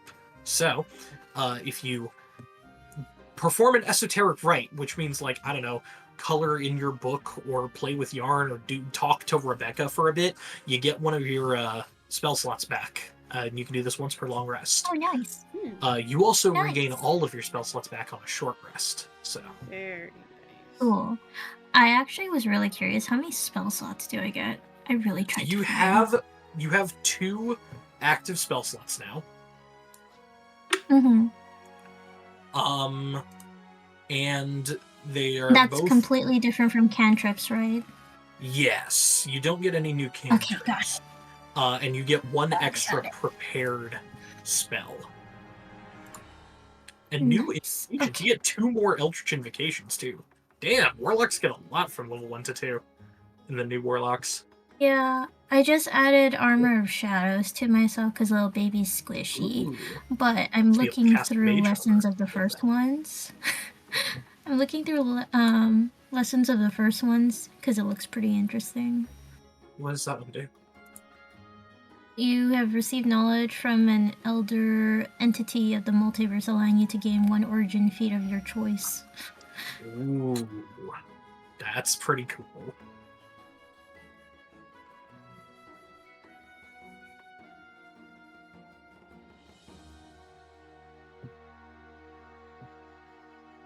Okay, I'm leveled. Hooray!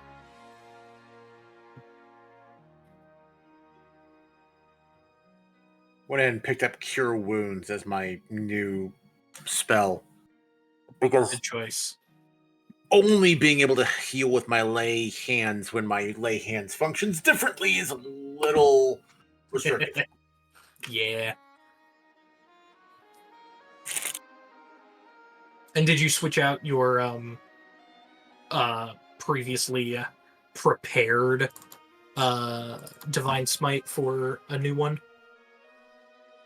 Because you get 3 prepared spells, and then you always have Divine Smite prepared. So you should have 4 prepared spells.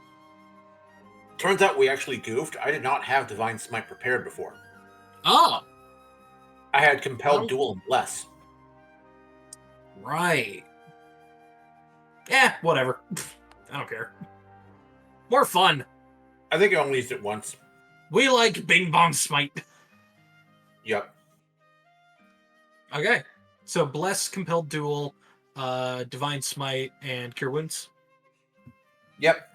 Good choices. And then you got the awesome fighting style. Mm-hmm. Now, I do have a question. The way that that it reads, I'm going to read it again. Hold on. Was it 2024 fighting styles?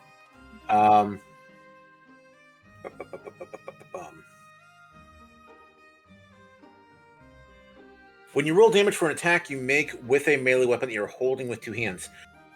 When I Divine Smite, the damage from the Divine Smite, as I understand it, is added to the damage on the attack. Let's see. When you roll damage for an attack you make with a melee weapon that you're holding in 2 hands, you can treat any 1 or 2 on a damage die as a 3. Yes, and Divine Smite says the target takes an extra 2d8 radiant damage from the attack. So the Yes. attack's damage is boosted. It is not Divine Smite doing addition. So by that wording, say if I smite, if I'm hitting somebody with my polearm, for example, and I would get my normal 1d10 for my halberd, plus the extra 2d8 radiant. If any of those 3 dice, if any one of those 3 dice rolls a 1, I could bump it to a 3. That is because correct. the Divine Smite is part of the attack. Yes. If Okay. multiple roll 1s or 2s, you can only pick 1 to change to a 3. Because it says a damage die, not any damage die. No, it says you can treat any. No, you one can or treat two on a any damage die. 1 or 2 on a damage. Okay, yes. So since it does say any, if you roll all 1s, then they become all 3s. Yeah, so my minimum damage on a smite is a 9. That's sick. Plus I love that. plus your strength, so +2. Yeah. So minimum damage on a smite is 11. Yeah, love that for me. That's sick. Okay. Nice. I need to start doing that more often. Oh my god, also, you have Oh, I gotta double check your Yes. your origin feat. Let me see. Savage Attacker, the weapons damage die. Alright. So, because Savage Attacker specifically says you can roll the weapons damage die twice and use either roll against the target, you only have advantage on the D10, Not the not the smite D8s, because it's the weapons damage die, not the spells. except the smite. Except that's what we were just talking about. The smite says the weapons damage die is increased. The weapons damage die is increased by 2d8. Is that what Yes, you said? because it doesn't say, it's not smite hits you for 2d8. It's smite says your weapon deals an additional 2d8. Oh.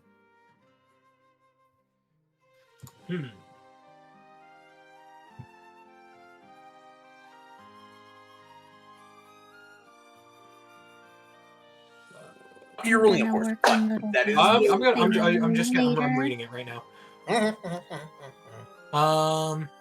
Sorry, what was that, little baby? Head out of bed. Okay. Okay, I'm gonna have work a on good little night. baby stuff. Okay. I am waking up real early, so Yeah. gotta Okay. go. Good night. reading Divine Smite from the spell page in the new player's handbook.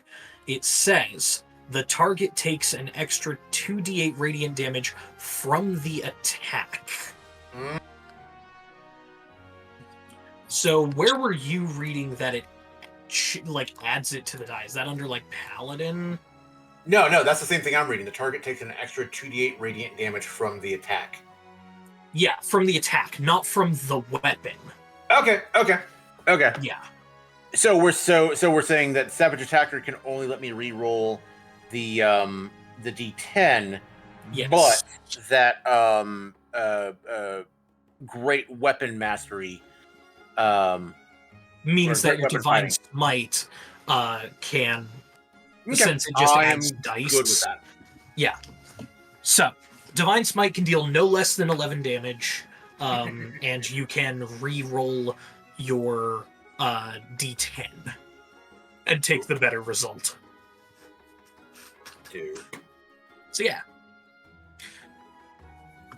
All right, then I'm leveled. sweet, lovely. I think Rhodey's leveled as well. Awesome. As I added her new spell, I actually ended up switching out Cure Wounds for Guiding Bolt. Ooh, Guiding Bolt is fun. I was like, I want another attacky spell. Oh, excuse me. All right. What is Ashkira adding? I'm not- And do you need me to pull open the Islands of Sina Una book so that we can read what else you get on level up? We can do it later. I don't really want to right now. I'm kind of tired. Okay. I'm gonna go ahead and bounce. Gonna play a little bit more Silent Hill 2 before I end stream. Horrifying. go. So I will talk to y'all later. And I will be ending my stream myself, so there we go. Okay, so yeah. Okay. But Rhodey's all taken care of.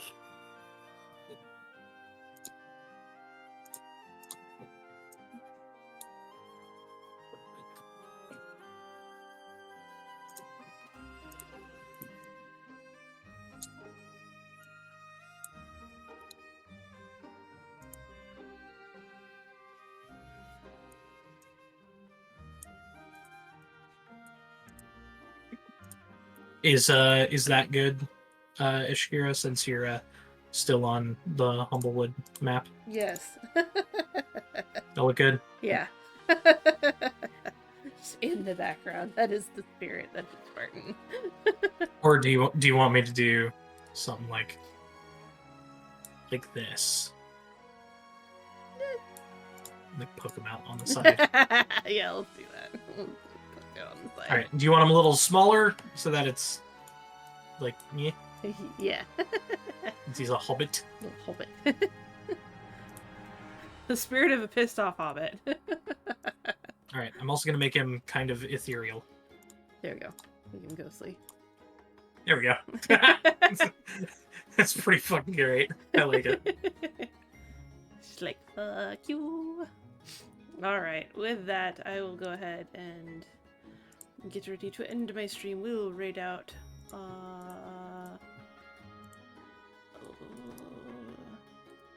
friendos do I have on right now? But Panda, of course. Did Panda leave the call? Yeah. Okay. So Mhm. it's just us three. Okay. Blah, blah, blah, blah.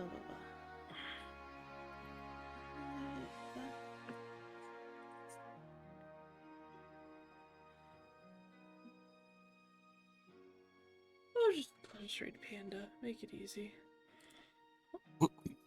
I'm Babylon. being lazy. Level 2, it says you get a Babylon calling feature. Oh, okay. I'm gonna have to write it down with pencil, so that's why I also didn't want to. No, I know. I'm pulling it. I'm going to just like post it in our Discord to each other.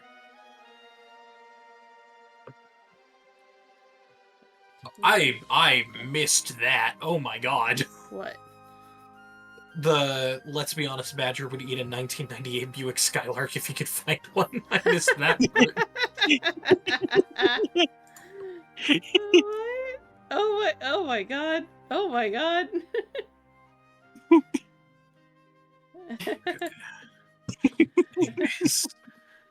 You have the Call of Wrath, correct? Because you have the Yes. medium armor and Yes. shields and martial weapon That is proficiency. the call that I have, yes.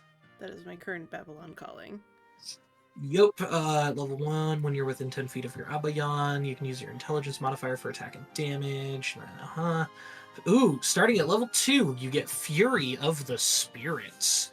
When you take the attack action on your turn, your Abayan can also make a melee spell attack against a hostile creature fucking finally. within 5 feet of them. The attack uses your spell attack modifier, and on a hit, deals 2d6 force damage. Martin can finally bite people. Alright, I'm It excited to increases hear that. 3d6. Alright. Martin's gonna bite people in the ass. Exactly. We are gonna raid out to Panda. Because we can. So, fare thee well, my friends who are still here. And we will see you next Sunday. Bye! I'm gonna turn in my lab report at 11:33.